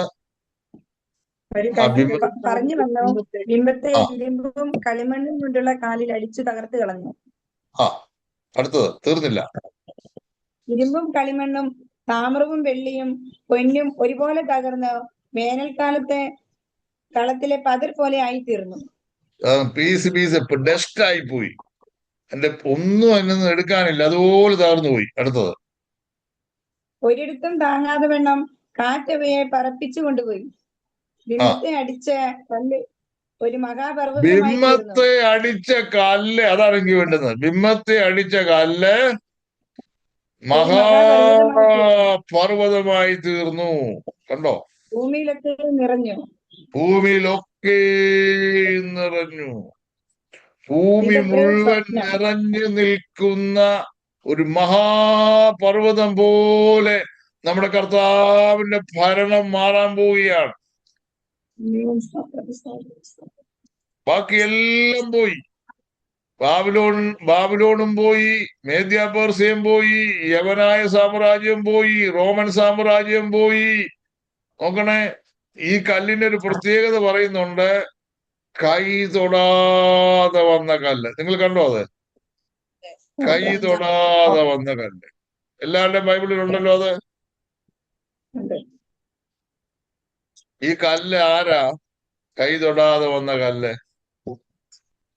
വേഗം പറ. യേശുക്രിസ്തു. യേശു ക്രിസ്തുവാണ്. അത് മനസ്സിലാക്കണമെങ്കിൽ എബ്രായ ലേഖനത്തിലേക്ക് ഒന്ന് പോകണം. എബ്രായ ലേഖനം 9:11 കൂടെ ഒന്ന് വായിക്കണേ.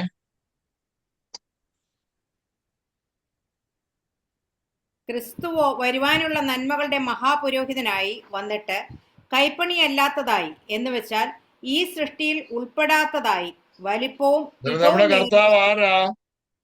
ഈ സൃഷ്ടിയിൽ ഉൾപ്പെടാത്തവൻ, കൈ തൊടാതെ പറഞ്ഞു വന്ന കല്ല്. നമ്മുടെ കർത്താവ് ഈ സൃഷ്ടി, അവര് സൃഷ്ടിയല്ല. ചിലരൊക്കെ പറഞ്ഞിട്ടുണ്ട് യേശു സൃഷ്ടിയാണെന്ന്. യേശുവിന് ആരംഭമുണ്ടെന്നൊക്കെ പഠിപ്പിക്കുന്ന പല മതങ്ങളുണ്ട്. ബൈബിള് നമ്മളെ പഠിപ്പിക്കുന്നത് അവൻ ഈ സൃഷ്ടിയിൽ ഉൾപ്പെടാത്തവനാണ്. മറിയോട് ദൈവത്തിന്റെ ദൂതൻ ഗബ്രിയേൽ പറഞ്ഞു, കൃപ ലഭിച്ചവളെ നിനക്ക് വന്ദനം, നീ ഒരു മകനെ പ്രസവിക്കൂ എന്നൊക്കെ പറഞ്ഞപ്പം മറിയ തിരിച്ചൊരു ചോദ്യം ചോദിച്ചു, ഞാൻ പുരുഷനെ അറിയായിയാൽ. കാരണം ഞാൻ വിവാഹം കഴിച്ചിട്ടില്ല, ആലോചനയിൽ ഇരിക്കുന്നേ ഉള്ളൂ, ഞാൻ പുരുഷനെ അറിയായിയാൽ ഇതെങ്ങനെ സംഭവിക്കും? അതാണ് കൈ തൊടാതെ പറഞ്ഞു വന്ന കല്ല്. ഉടനെ ദൂതൻ പറഞ്ഞു, പരിശുദ്ധാത്മാവ് നിന്റെ മേൽ നിഴലിടും. Praise the Lord. ലൂക്കോസിന്റെ സുവിശേഷം 1-ാം 34-35 വായിക്കാം. How Jesus was born. മറിയ ദൂതനോട്, ഞാൻ പുരുഷനെ അറിയായികയാൽ ഇത് എങ്ങനെ സംഭവിക്കുമെന്ന് പറഞ്ഞു. അതിന് ദൂതൻ, പരിശുദ്ധാത്മാവ് നിന്റെ മേൽ വരും, അത്യുന്നതന്റെ ശക്തി നിന്റെ മേൽ നിഴലിടും, ആകയാൽ ഉത്ഭവിക്കുന്ന വിശുദ്ധ പ്രജ ദൈവപുത്രനെന്ന് വിളിക്കപ്പെടും. അടുത്തത്, നിന്റെ ചാർച്ചക്കാരത്തി എലിസബത്തും. അന്നേരം ഇവിടെ നമ്മൾ മനസ്സിലാക്കേണ്ടത് ദൈവം തന്നെയാണ്, പരിശുദ്ധാത്മാവ് തന്നെയാണ് മറിയയിൽ യേശു ജനിക്കാൻ കാരണം.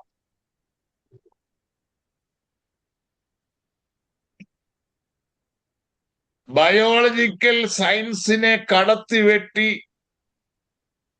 തിയോളജി അവിടെ ജയിച്ചു. രാമൻ പറഞ്ഞേ, കൈ തൊടാതെ വന്ന കല്ല്. അതുകൊണ്ടാണല്ലോ സാധാരണ നിലയിൽ തലമുറകൾ ഉണ്ടാകുന്ന പോലെ യേശു ഉണ്ടായെങ്കിൽ 2 കൊരിന്ത്യർ 5:21 രേഖപ്പെടുത്താൻ കഴിയത്തില്ലായിരുന്നു. വായിക്കാം, 2 കൊരിന്ത്യർ 5:21. പാപം അറിയാത്തവനെ നാം അവനിൽ ദൈവത്തിന്റെ മനസ്സ് വെള്ളം പിടി കിട്ടുന്നുണ്ടോ? എന്റെ യേശു പാപം അറിഞ്ഞിട്ടില്ല. He knew no sin. അവൻ പാപം അറിഞ്ഞിട്ടില്ല. മറ്റുള്ളവരൊക്കെ പ്രാർത്ഥിക്കുമ്പോൾ പറഞ്ഞിട്ടുണ്ട്, ഇതാ ഞാൻ അകൃത്യത്തിൽ ഉരുവായി, പാപത്തിൽ എന്റെ അമ്മ എന്നെ ഗർഭം ധരിച്ചു. എന്നാൽ എന്റെ യേശു ജനിച്ചത് അങ്ങനെയൊന്നുമല്ല ജനിച്ചത്. 1 പത്രോസ് 2:22 പത്രോസ് പറയുന്നത് എന്താണ്? 1 പത്രോസ് 2:22.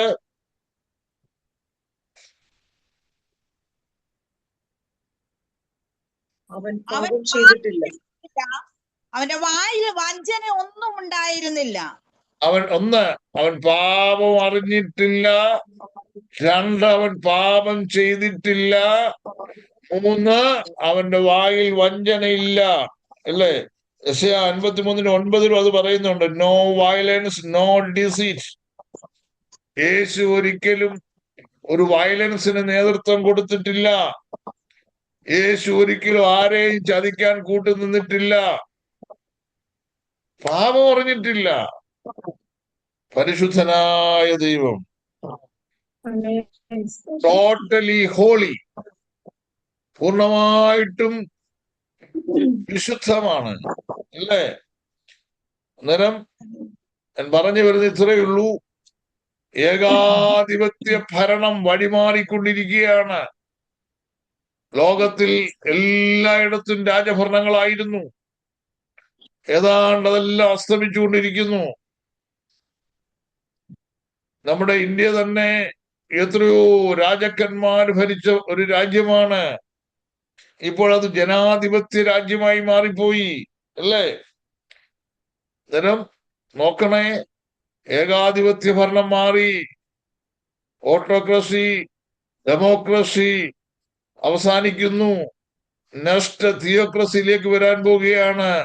ദൈവിക ഭരണത്തിലേക്ക് രാജ്യം വഴിമാറാൻ പോവുകയാണ്.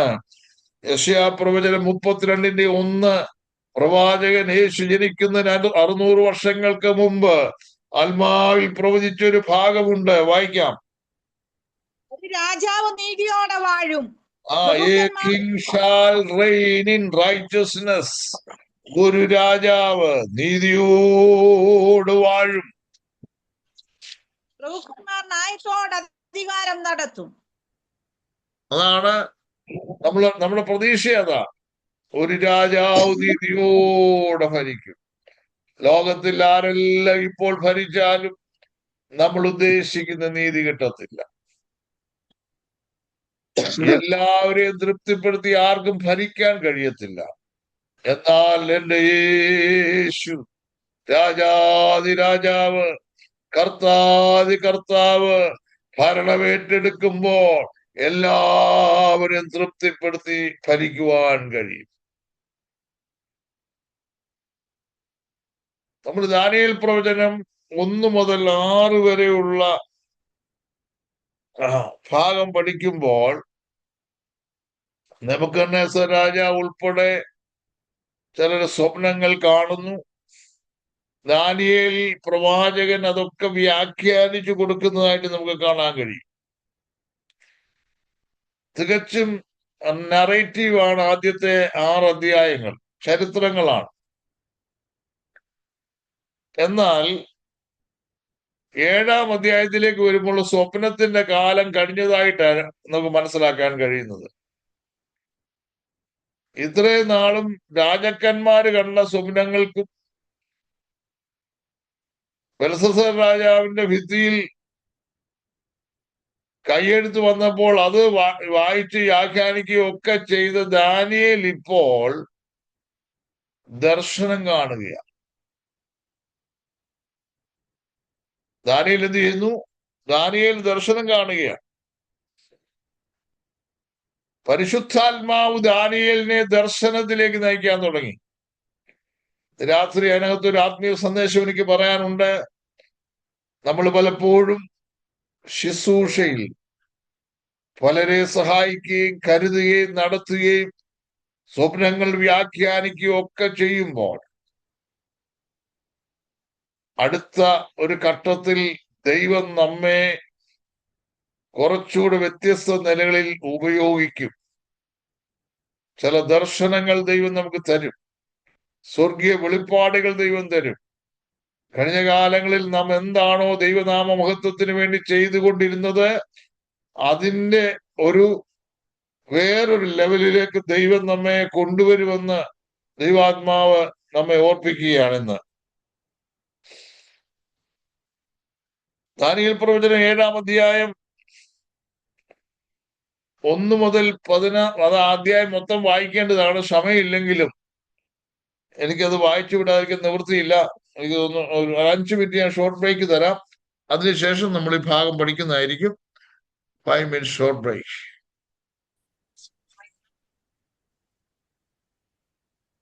ദാനിയേൽ പ്രവചനം 7-ാം അധ്യായത്തിലേക്ക് വരുമ്പോ അതൊരു ബ്രേക്ക് ത്രൂ ആണ്. അതിന്റെ 1 മുതൽ 14 വരെ വായിക്കണം. എല്ലാവരും ശ്രദ്ധിച്ചിരിക്കുകയും ചെയ്യണം. വളരെ പ്രധാനപ്പെട്ട ഒരു വേദഭാഗമാണ് വായിക്കാൻ. ബാബേൽ രാജാവായ ബെൽഷസ്സറിന്റെ 1-ാം ആണ്ടിൽ ദാനിയേൽ ഒരു സ്വപ്നം കണ്ടു. അവന് കിടക്കയിൽ വെച്ച് ദർശനങ്ങൾ ഉണ്ടായി. അവൻ സ്വപ്നം എഴുതി കാര്യത്തിന്റെ സാരം വിവരിച്ചു. ദാനിയേൽ വിവരിച്ചു പറഞ്ഞത് എന്തെന്നാൽ, ഞാൻ രാത്രിയിൽ എന്റെ ദർശനത്തിൽ കണ്ടത് ആകാശത്തിലെ 4 കാറ്റും മഹാസമുദ്രത്തിന് നേരെ അടിക്കുന്നത് ഞാൻ കണ്ടു. അപ്പോൾ തമ്മിൽ ഭേദിച്ചിരിക്കുന്ന 4 മഹാമൃഗങ്ങൾ സമുദ്രത്തിൽ നിന്ന് കരയേറി വന്നു. ഒന്നാമത്തേത് സിംഹത്തോട് സദൃശവും കഴുകിൻ ചിറകുള്ളതുമായിരുന്നു. ഞാൻ നോക്കിക്കൊണ്ടിരിക്കെ അതിന്റെ ചിറകു പറഞ്ഞുപോയി. അതിനെ നിലത്ത് നിന്ന് പൊക്കി മനുഷ്യനെ പോലെ നിർത്തി. അതിന് മനുഷ്യ ഹൃദയവും കൊടുത്തു.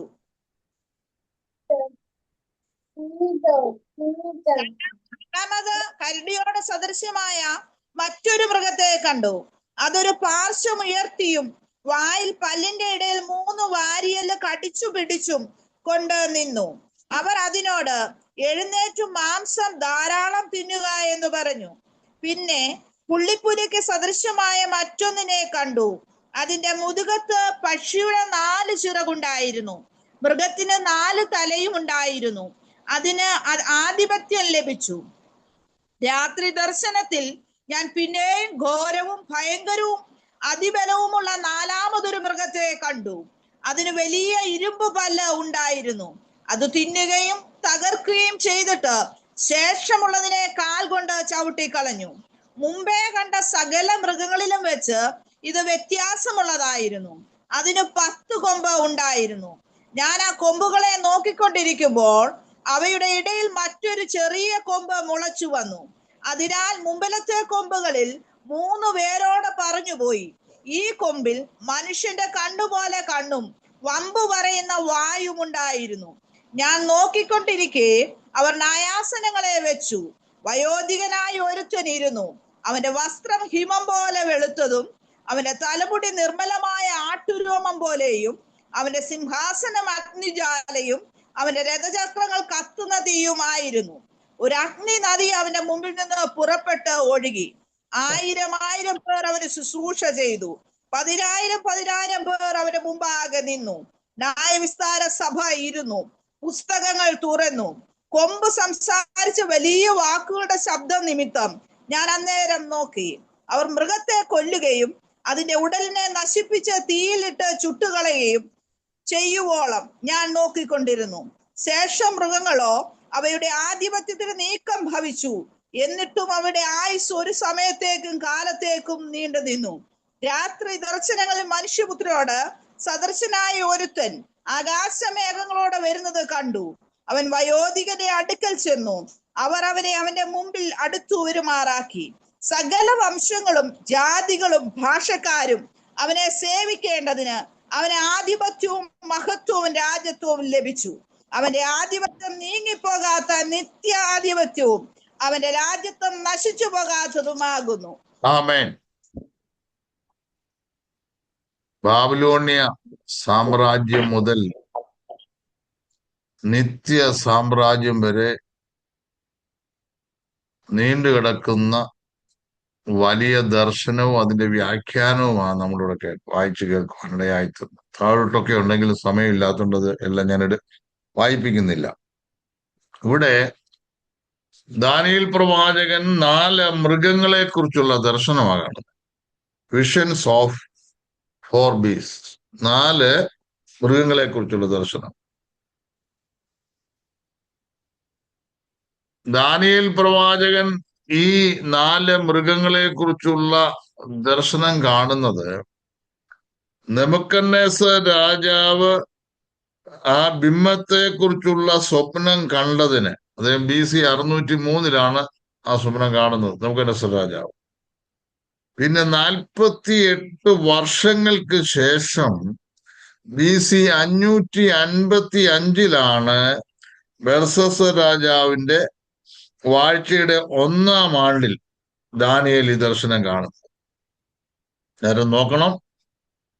ദൈവം നെബൂഖദ്നേസർ രാജാവിന് ലോക സാമ്രാജ്യങ്ങളെ കുറിച്ചും നിത്യരാജ്യത്തെക്കുറിച്ചും സ്വപ്നത്തിൽ ഒരു ദർശനം കൊടുത്തു.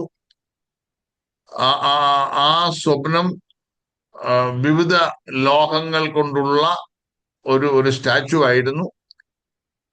ഏതാണ്ട് 48 വർഷം കഴിഞ്ഞപ്പോൾ ദൈവപുരുഷനായ ദാനിയേലിന് ദർശനങ്ങളിൽ കൂടെ ഭാവികാല സംഭവങ്ങളെ കുറിച്ച് ദർശനം ദൈവം കൊടുക്കുന്നു. അന്നേരം വർഷങ്ങൾ കഴിഞ്ഞാലും ദൈവത്തിന്റെ പദ്ധതികൾക്ക് മാറ്റമില്ല കേട്ടോ. അത് ഓർത്തോ. 100 കൊല്ലം മുമ്പ് ഒരാൾ ഒരു ദർശനം കണ്ടാലും ഇന്നൊരാൾ കണ്ടാലും ദൈവത്തിന്റെ പദ്ധതിയിൽപ്പെട്ടതാണെങ്കിൽ അതിന് യാതൊരു മാറ്റവും വരത്തില്ല. അത് വളരെ ഭംഗിയായി തന്നെ നടക്കുവാനിടയായിത്തീരും. രണ്ടാം വാക്യം ശ്രദ്ധിച്ചാൽ നമുക്കിവിടെ കാണാൻ കഴിയുന്ന ആകാശത്തിലെ 4 കാറ്റും സമുദ്രത്തിന് നേരെ അടിക്കുന്നത് ദാനിയേൽ കണ്ടു. നമ്മൾ ഈ പഴയ നിയമ പ്രവചനങ്ങളിലൊക്കെ മഹാസമുദ്രം എന്ന് കാണുന്ന ഒത്തിരി ഭാഗങ്ങളുണ്ട്. ഇത് മെഡിറ്ററേറിയൻ സീയെ കുറിച്ച് പറയുന്ന കാര്യമാണ്. മധ്യാധരണി കടൽ അല്ലെ, അതിനെക്കുറിച്ചാണ് ഇത് പറയുന്നത്. കാരണം ഈ പ്രവചനങ്ങളൊക്കെ എഴുതുന്ന പഴയ കാലഘട്ടങ്ങളിൽ ആകപ്പാടെ ലോകത്ത് 3 ഭൂഖണ്ഡങ്ങൾ മാത്രമേ ഉള്ളായിരുന്നു. ഏഷ്യ ഉണ്ടായിരുന്നു, യൂറോപ്പ് ഉണ്ടായിരുന്നു, ആഫ്രിക്ക ഉണ്ടായിരുന്നു. ഈ ഭൂഖണ്ഡങ്ങളുടെ ഇടയിലൂടെ സ്ഥിതി ചെയ്ത ഒരു സമുദ്രമായിരുന്നു മധ്യാധരണിക്കടൽ, മെഡിറ്ററേനിയൻ സീ എന്ന് പറയും. 4 ബാബിലോണി സാമ്രാജ്യവും മേദ്യ പെർഷ്യ സാമ്രാജ്യം, ഗ്രീസ്, റോം എല്ലാം ഈ 4 സാമ്രാജ്യങ്ങളും ഈ സമുദ്രത്തിന്റെ ചുറ്റിലുമാണ് കിടക്കുന്നത്. അത് ഓർമ്മയിൽ വെക്കുക. 4 കാറ്റുകൾ ഇങ്ങനെ അടിക്കുന്നത് ദാനിയേൽ കാണുക. 4 കാറ്റുകൾ പ്രവചന വെളിച്ചത്തിൽ യുദ്ധത്തെയും കലഹത്തെയും വിപ്ലവത്തെയും ഒക്കെ കുറിക്കുന്നതാണ്. യുദ്ധം, കലഹം, വിപ്ലവം എന്നിവയെ കുറിക്കുന്നതാണ് ഈ കാറ്റുകൾ. യിരെമ്യാ പ്രവചനം 25:32. യിരെമ്യാവ് 25:32.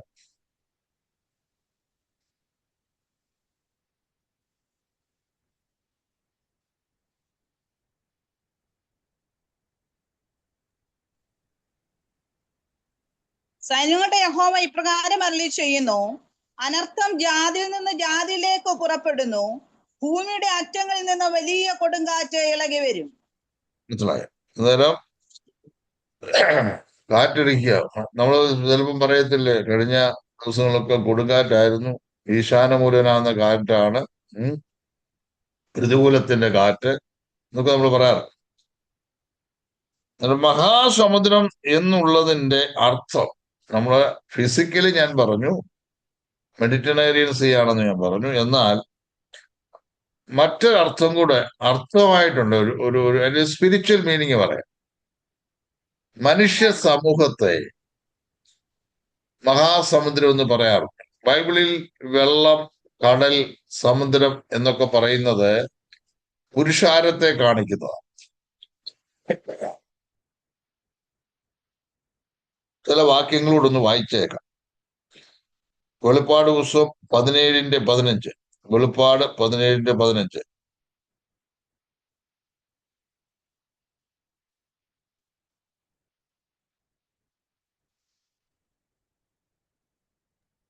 പിന്നെ അവൻ എന്നോട് പറഞ്ഞത്, നീ കണ്ടതും വേശിച്ചിരിക്കുന്നതുമായ വെള്ളം വംശങ്ങളും പുരുഷാരങ്ങളും ജാതികളും ഭാഷകളും അത്രേ.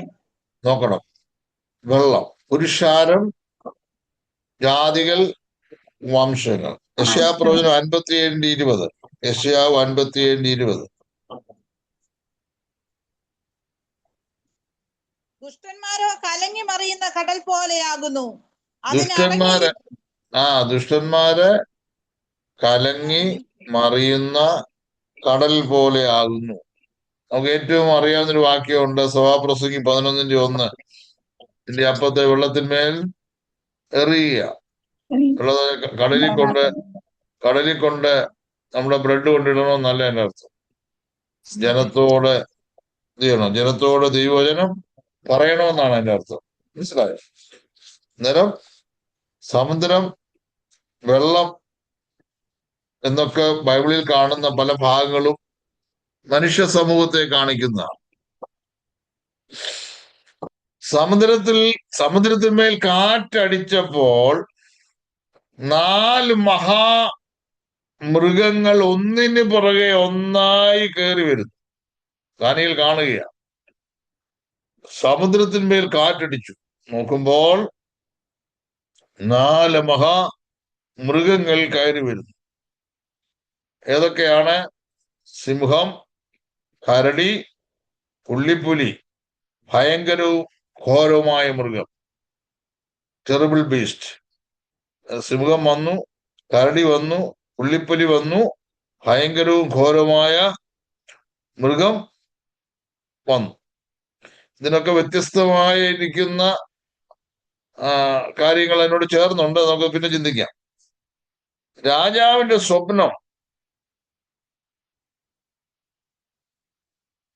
ദാനിയേലിന് ദൈവം ദർശനമായിട്ടാണ് കൊടുത്തത്.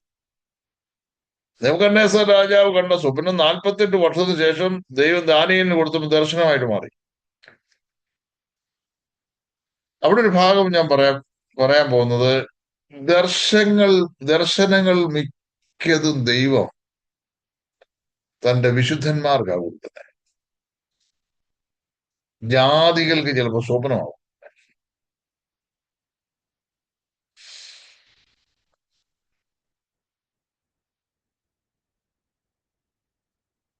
Okay,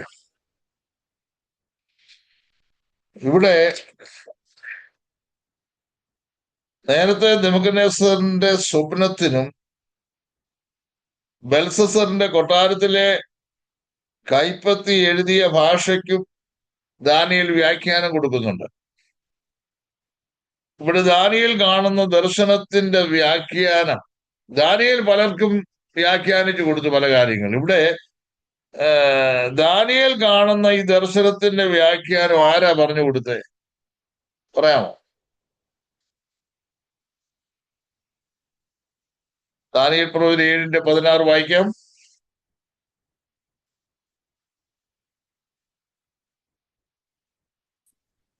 Daniel 7:16. ഒരുത്തന്റെ അടുക്കൽ ചെന്ന് അവനോട് ഈ എല്ലാറ്റിന്റെയും സാരം ചോദിച്ചു. അവൻ കാര്യങ്ങളുടെ അർത്ഥം പറഞ്ഞു തന്നു. അന്നേരം ദാനിയേൽ ഇതിനു മുമ്പ് രാജാക്കന്മാർക്കൊക്കെ സ്വപ്നങ്ങളും വ്യാഖ്യാനങ്ങളും അർത്ഥങ്ങളും ഒക്കെ പറഞ്ഞു കൊടുത്തോണ്ടിരുന്ന മനുഷ്യൻ ദൈവം ദാനിയേലിന് ദർശനം കൊടുത്തപ്പോൾ അത് വ്യാഖ്യാനിക്കാൻ ദാനിയേലിനെ കൊണ്ട് കഴിഞ്ഞില്ല. നമ്മൾ കാണുന്ന ചില കാര്യങ്ങൾ നമുക്ക് തന്നെ മറുപടി കിട്ടാൻ നമുക്ക് അതിന് വ്യക്തത കിട്ടത്തില്ല, അർത്ഥം നമുക്ക് അറിയണമെന്നില്ല. പക്ഷെ ദാനിയേലിന്റെ അരിക്കൽ ഒരുത്തനുണ്ടായിരുന്നു. അത് ദൈവത്തിന്റെ ദൂതനായിരുന്നു, ഹെവൻലി ബീയിങ്. മനുഷ്യ ബുദ്ധിക്ക് മനസ്സിലാക്കാൻ കഴിയാത്ത വലിയ കാര്യങ്ങൾ ദാനിയേൽ കാണാൻ ഇടയായി. എന്തൊക്കെ കാര്യങ്ങളാ? ലോകാവസാനത്തെ കുറിച്ചുള്ള ആ വലിയ ദർശനം, ദൈവരാജ്യത്തെ കുറിച്ചുള്ള ദർശനം. ദൈവം തന്നെ ദൂതന്മാരിൽ കൂടെ ചില ദർശനങ്ങളൊക്കെ വ്യാഖ്യാനിച്ചു കൊടുക്കും. അതിന് വലിയൊരു ഉദാഹരണമാണ്. ദാനിയേൽ മാത്രമല്ല, പത്മോസ് ദ്വീപിൽ യോഹന്നാൻ കിടക്കുന്ന സമയത്ത് വെളിപ്പാട് ദിവസം 1:1 നോക്കിക്കേ. ആ വെളിപ്പാട് ആരാ കൊടുത്തത്? യോഹന്നാന്റെ വെളിപ്പാടല്ല, യോഹന്നാൻ ഉണ്ടായ വെളിപ്പാടുമല്ലത്. വായിക്കാം. യേശുക്രിസ്തുവിന്റെ വെളിപ്പാട് വേഗത്തിൽ സംഭവിക്കാനുള്ളത് തന്റെ ദാസന്മാരെ കാണിക്കേണ്ടതിന് ദൈവം അത് അവന് കൊടുത്തു. അടുത്തത് അവനത് തന്റെ ദൂതൻ മുഖാന്തരം അയച്ച് തന്റെ ദാസനായ ദൂതൻ മുഖാന്തരം യോഹന്നാന് പ്രദർശിപ്പിച്ചു.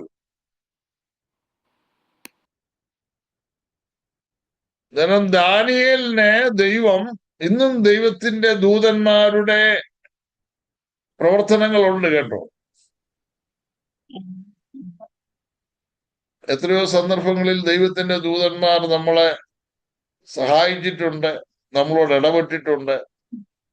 1-ാം നൂറ്റാണ്ടിൽ മാത്രം പത്രോസിന് വേണ്ടിയും യോഹന്നാന് വേണ്ടിയും പൗലോസിന് വേണ്ടിയും മാത്രമല്ല ദൈവത്തിന്റെ ദൂതൻ, ഇന്നും ജീവിക്കുന്ന ഭക്തന്മാർക്ക് വേണ്ടി ദൈവദൂതന്റെ ഇടപെടലുണ്ട്. ദൂതൻ മുഖാന്തരം യോഹന്നാനെ പ്രദർശിപ്പിച്ചു.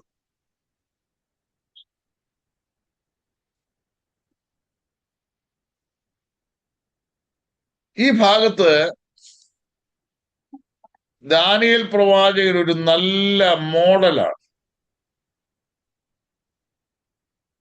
കാരണം ദൈവിക വചനങ്ങളെക്കുറിച്ചോ ആത്മീയ കാര്യങ്ങളെക്കുറിച്ചോ സംശയമുണ്ടാകുമ്പോൾ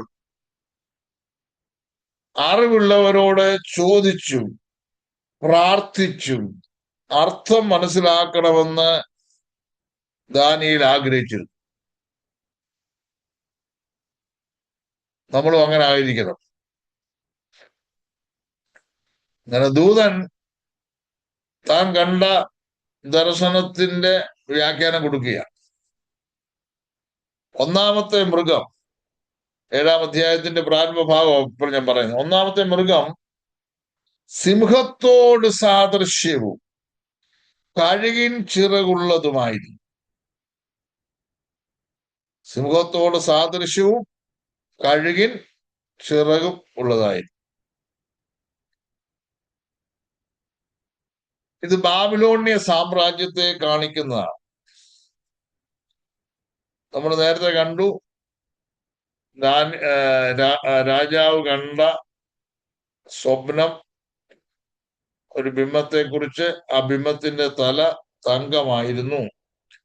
തരം ഇത് ബാബിലോണിയ സാമ്രാജ്യമാണ്. ഇവിടെ ദാനിയേൽ പ്രവാചകൻ കാണുന്ന ദർശനത്തിൽ കാണുന്ന സിംഹം, അത് ബാബിലോണിയ സാമ്രാജ്യം തന്നെയാണ്. ഇവിടെ 2 കാര്യങ്ങൾ. ഒന്ന്, സിംഹം അത് ശക്തിയെ കാണിക്കുന്ന പവർ. ഈഗിൾ വിങ്സ്, കഴുകന്റെ ചിറക്, അത് വേഗതയെ കാണിക്കുന്ന സ്പീഡ്. അന്നേരം ഭയങ്കര പവർഫുൾ കിങ്ഡം ആയിരുന്നു ബാബിലോണിയ കിങ്ഡം എന്ന് പറയുന്നത്. ഭയങ്കര ഫാസ്റ്റായിട്ട് ഗ്രോ ചെയ്ത, നെബൂഖദ്നേസർ രാജാവിന്റെ പട്ടാളക്കാരെന്നൊക്കെ പറഞ്ഞ ഭയങ്കര പവർഫുൾ ആയിരുന്നു.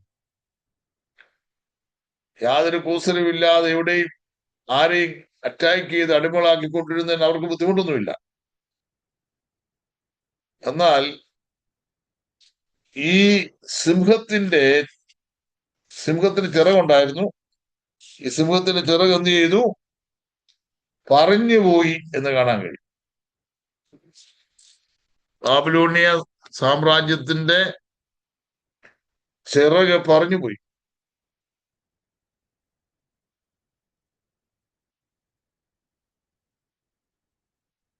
രണ്ട് പ്രാവശ്യം ഈ ചിറക് പറഞ്ഞു പോയിട്ടുണ്ട്.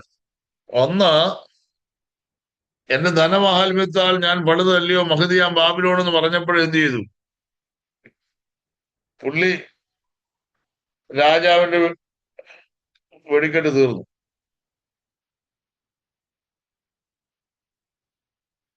എങ്കിലും 7 വർഷം കഴിഞ്ഞ് തനിക്ക് സുബോധം ദൈവം തിരിച്ചു കൊടുത്തു. അവൻ ദൈവസനെ താഴ്ത്തിയപ്പോൾ സുബോധം തിരിച്ചു കൊടുത്തു. പിന്നെ നമ്മൾ കാണുന്നത് ബെൽസസർ രാജാവിന്റെ മദ്യപാനവും ഹേതുവായി യഹോവയുടെ ന്യായവിധി കൊട്ടാരത്തിൽ വന്നു. ദൈവം അവനെ പറിച്ചു കളഞ്ഞു. ഒരു മദ്യപാനിയായ രാജാവിന്റെ രാത്രി വളരെ ഭയാനകമായിരുന്നു. അന്ന് രാത്രി മേദ്യനായ ദാരിയാവേഷ് ബാബിലോണിനെ കീഴ്പ്പെടുത്തി ഭരണമേറ്റെടുക്കുവാൻ തക്കവണ്ണം ഇടയായിത്തീർന്നു.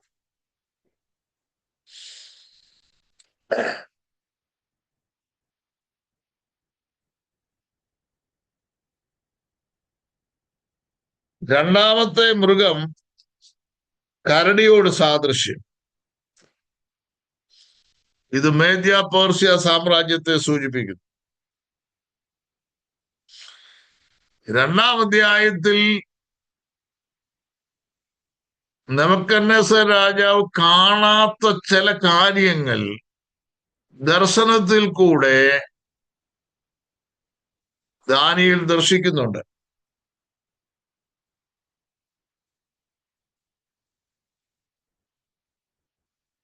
ഞാൻ മുമ്പേ ഓർപ്പിച്ച പോലെ ബിംബത്തിന്റെ കൈകളിൽ ഒന്ന് മേദ്യരെയും മറ്റേത് പാർസികളെയും കാണിക്കുന്നു. ഇടത്തെ കൈയേക്കാൾ വലത്ത് കൈക്ക് ബലം കൂടിയിരിക്കുമല്ലോ, അതുപോലെ മേദ്യരെക്കാൾ പാർസ്യർ ആയിരുന്നു, പാർസി രാജ്യത്തിനായിരുന്നു ശക്തി കൂടുതൽ. കരടിയെ ദാനിയേൽ കാണുമ്പോൾ ഒരു പാർശ്വ ഉയർത്തി പിടിച്ചിരിക്കുന്നതായി നിൽക്കുന്നു. മേദ്യരുടെ ഭരണത്തെക്കാൾ പാർശ്യരുടെ ഭരണം ശക്തമായിരുന്നു എന്ന് ഇത് കാണിക്കുന്നു.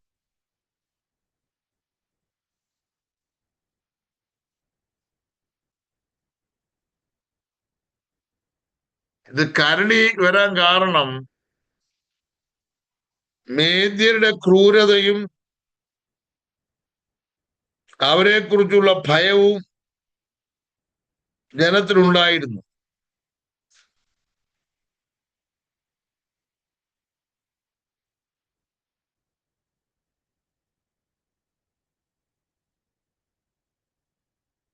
നമുക്കറിയാം, ഇതൊക്കെ ക്രൂരമൃഗങ്ങളാണ്. ഇത് രാജാക്കന്മാരുടെ ഭരണത്തിന്റെ സ്വഭാവം കൂടാണ് ഇത് കാണിക്കുന്നത്.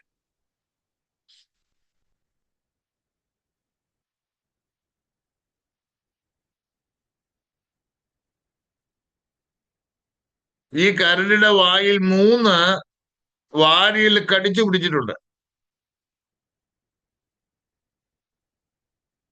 മറ്റ് രാജ്യങ്ങളെ ആക്രമിച്ച് കൊള്ള ചെയ്യാനുള്ള താല്പര്യത്തെയാണ് ഇത് കാണിക്കുന്നത്.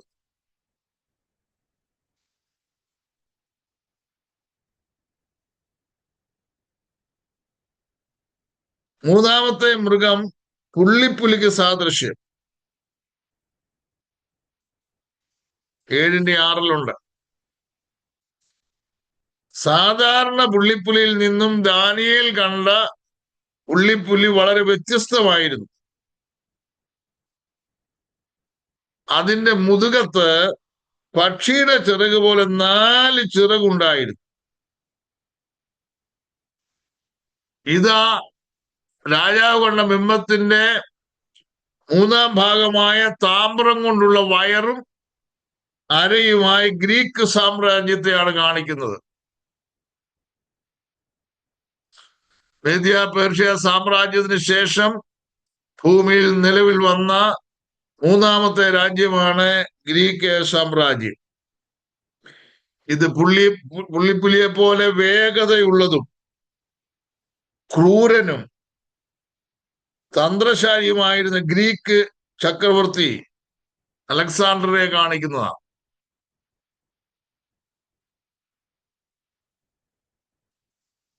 പക്ഷികൾ ചിറക് വിരിച്ച് വളരെ ഉയരത്തിൽ പറക്കുന്നത് പോലെ വളരെ ചുരുങ്ങിയ കാലഘട്ടങ്ങൾ കൊണ്ട് രാജ്യങ്ങളെല്ലാം അലക്സാണ്ടർ കൈവശപ്പെടുത്തി. പേർഷ്യയും ഏഷ്യയും സിറിയ, ഈജിപ്ത്, ഇന്ത്യ തുടങ്ങിയ അനേക രാജ്യങ്ങൾ അദ്ദേഹത്തിന് അധികാരത്തിന് കീഴിൽ കൊണ്ടുവന്നു.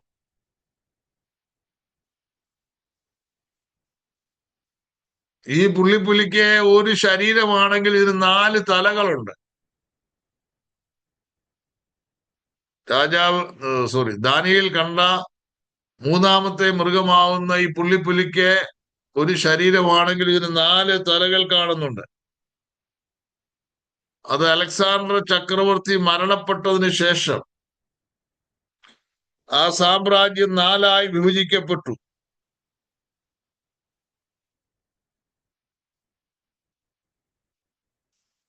ഇതെല്ലാം ദൈവം നേരത്തെ ദാനിയേലിന് വെളിപ്പെടുത്തി കൊടുത്തതാണ്. ആ അലക്സാണ്ടറിന്റെ മരണശേഷം സാമ്രാജ്യം 4ആയി വിഭജിക്കപ്പെട്ട് 4 സൈന്യാധിപർക്കായിട്ട് ഈ രാജ്യം വിഭജിക്കപ്പെട്ടു.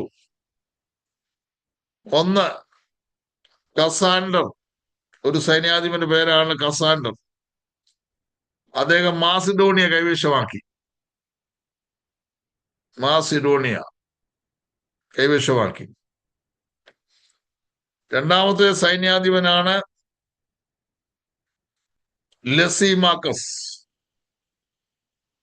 ലസീമാക്കസ്.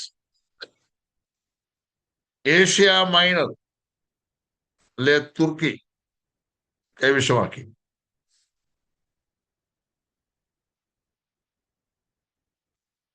മൂന്നാമത്തെ ആളാണ് ടോളമി. മൂന്നാമത്തെ സൈന്യാധിപൻ ടോളമി ഈജിപ്റ്റ് കൈവശമാക്കി. നാലാമത്തെ സൈന്യാധിപനാണ് സെലൂക്കസ്, സിറിയ കൈവശമാക്കി. Cassander Macedonia, Lysimachus Asia Minor, Ptolemy Egypt, Seleucus Syria. അങ്ങനെ ആ രാജ്യവും നാമാവിശേഷമായി. നാലാമത്തെ മൃഗം ഘോരവും ഭയങ്കരവും അതിബലമുള്ള മൃഗമാണ്. ഇത് റോമൻ സാമ്രാജ്യത്തെ കാണിക്കുന്നു.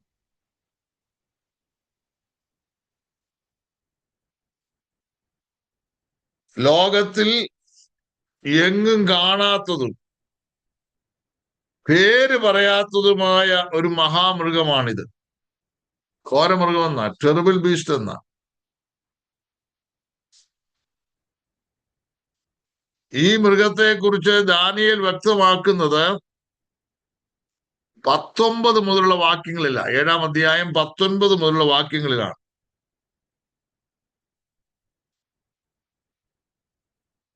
നെബൂഖദ്നേസർ രാജാവ് കണ്ട 4-ാം ഭാഗമായിരിക്കുന്ന ഇരുമ്പ് നിർമ്മിതിയായ ഭാഗം റോമൻ സാമ്രാജ്യത്തെ കാണിക്കുന്നതാണ്. ഈ ഇരുമ്പ് പല്ലുള്ള മൃഗമാണിത്.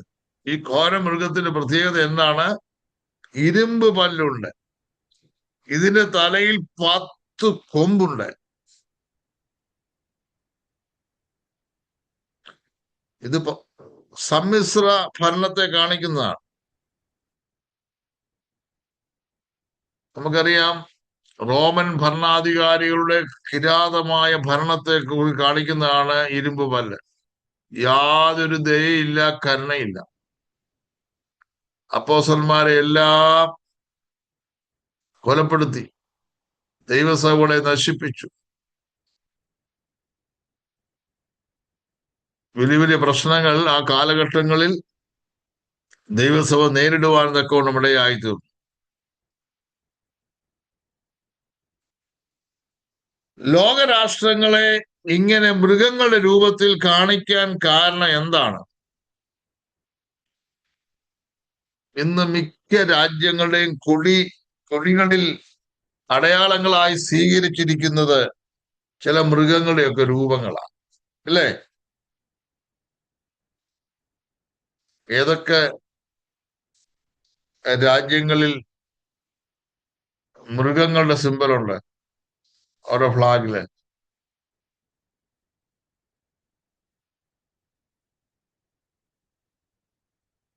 ചൈനയുടെ ഉണ്ട്, ശ്രീലങ്ക.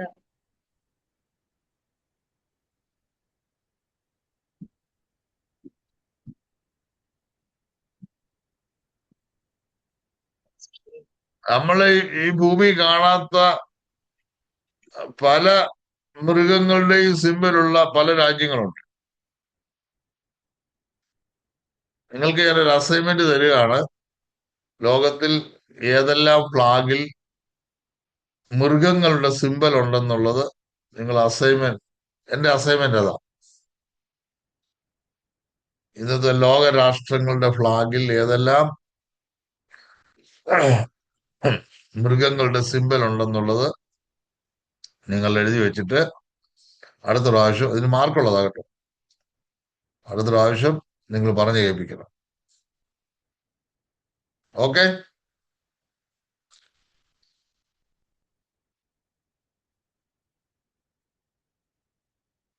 ഈ മൃഗത്തിന്റെ തലയിൽ 10 കൊമ്പുകളുണ്ട്. അതിന്റെ ഇടയിൽ ഒരു ചെറിയ കൊമ്പ് മുളച്ചു വന്നു.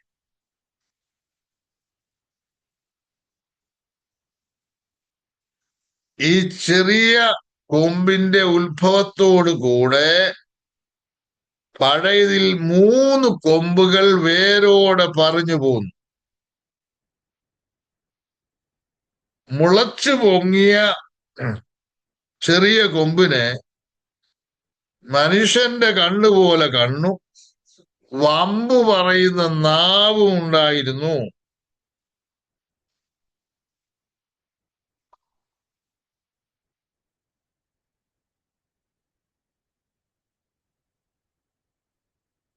എന്തുവാ ഈ സംഭവം? 4-ാമത്തെ മൃഗം ഭൂമിയിൽ 4-ാമതായി ഉത്ഭവിപ്പാനുള്ള രാജ്യം തന്നെ. 7:23 ഒന്ന് വായിക്കാവോ? 7:23.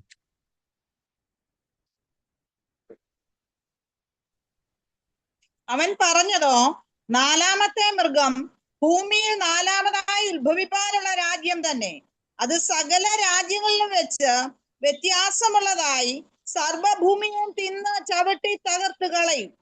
അതാണ് റോമൻ ഭരണം. ഇതിൽ ഈ രാജ്യത്ത് നിന്ന് എഴുന്നേൽപ്പാനിരിക്കുന്ന എന്ന പദം വളരെ ശ്രദ്ധേയമാണ്. ഈ രാജ്യത്ത് നിന്ന് എഴുന്നേൽപ്പാനിരിക്കുന്ന, അങ്ങനെ വായിച്ചേ. 10 കൊമ്പുകൾ റോമ സാമ്രാജ്യത്തിൽ നിന്നും, അതായത് റോമ സാമ്രാജ്യത്തിന്റെ അതിർത്തിയിൽ നിന്നുള്ള 10 രാജാക്കന്മാരാകുന്നു ഈ 10 കൊമ്പുകൾ. ഒരുപാട് പുസ്തകത്തിലും അതിനോട് ബന്ധപ്പെട്ട് നമുക്ക് പഠിക്കാനുണ്ട്. പിന്നാലെ അത് ചിന്തിക്കാം. ഇതിനു മുമ്പ് പറഞ്ഞ പോലെ സമ്മിശ്രമാണെന്നും വേണേ പറയാം. നമ്മൾ കണ്ടല്ലോ, നെബൂഖദ്നേസർ രാജാവ് കണ്ട ബിംബത്തിന്റെ ഇരുമ്പും കളിമണ്ണും സമ്മിശ്രമായിട്ട് യോജിക്കാൻ പറ്റാത്ത ആ ഒരു നിലയാണ് നമുക്ക് ഇവിടെ തന്നെ കാണാൻ കഴിയുന്നത്. മനസ്സിലായോ?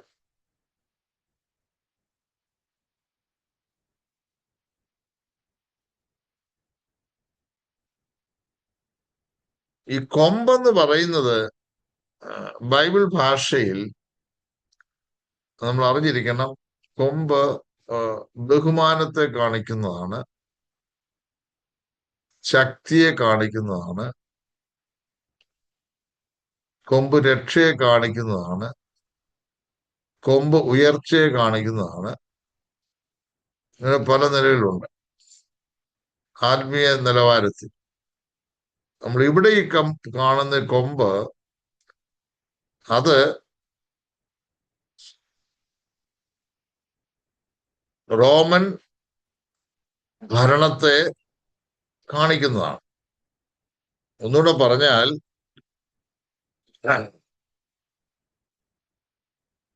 റോമൻ ഭരണത്തെക്കാൾ ശക്തമായ വേറൊരു ഭരണം ഭൂമിയിൽ സംഭവിക്കാൻ പോവാം. അതിന്റെ ഒരു നിഴലായിട്ടാണ് റോമൻ ഭരണത്തെ കാണിക്കുന്നത്. ആ കൊമ്പ് എതിർ ക്രിസ്തുവാണ്, ആ ചെറിയ കൊമ്പ്. റോമൻ ഭരണകൂടം ഇത്ര ദയയില്ലാത്തതും കരുണയില്ലാത്തതും ക്രൂര സ്വഭാവം ഉള്ളതായി ഈ ലോകത്ത് ഭരിച്ചിരുന്നെങ്കിൽ,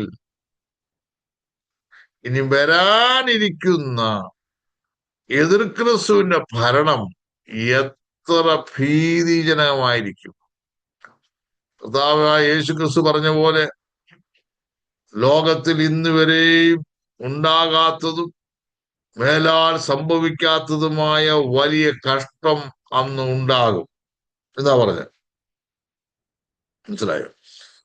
നമുക്കിനി അടുത്ത ക്ലാസ്സിൽ പഠിക്കാനുള്ളത് ദൈവരാജ്യവും മശിഹായുടെ പ്രത്യക്ഷതയും. ഒന്ന് നോട്ട് ചെയ്ത് വെച്ചോണേ.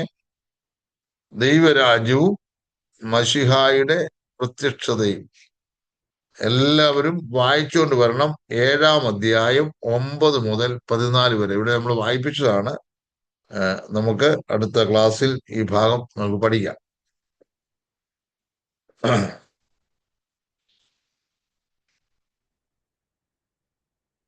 7-ന്റെ 9 മുതൽ 14 വരെ.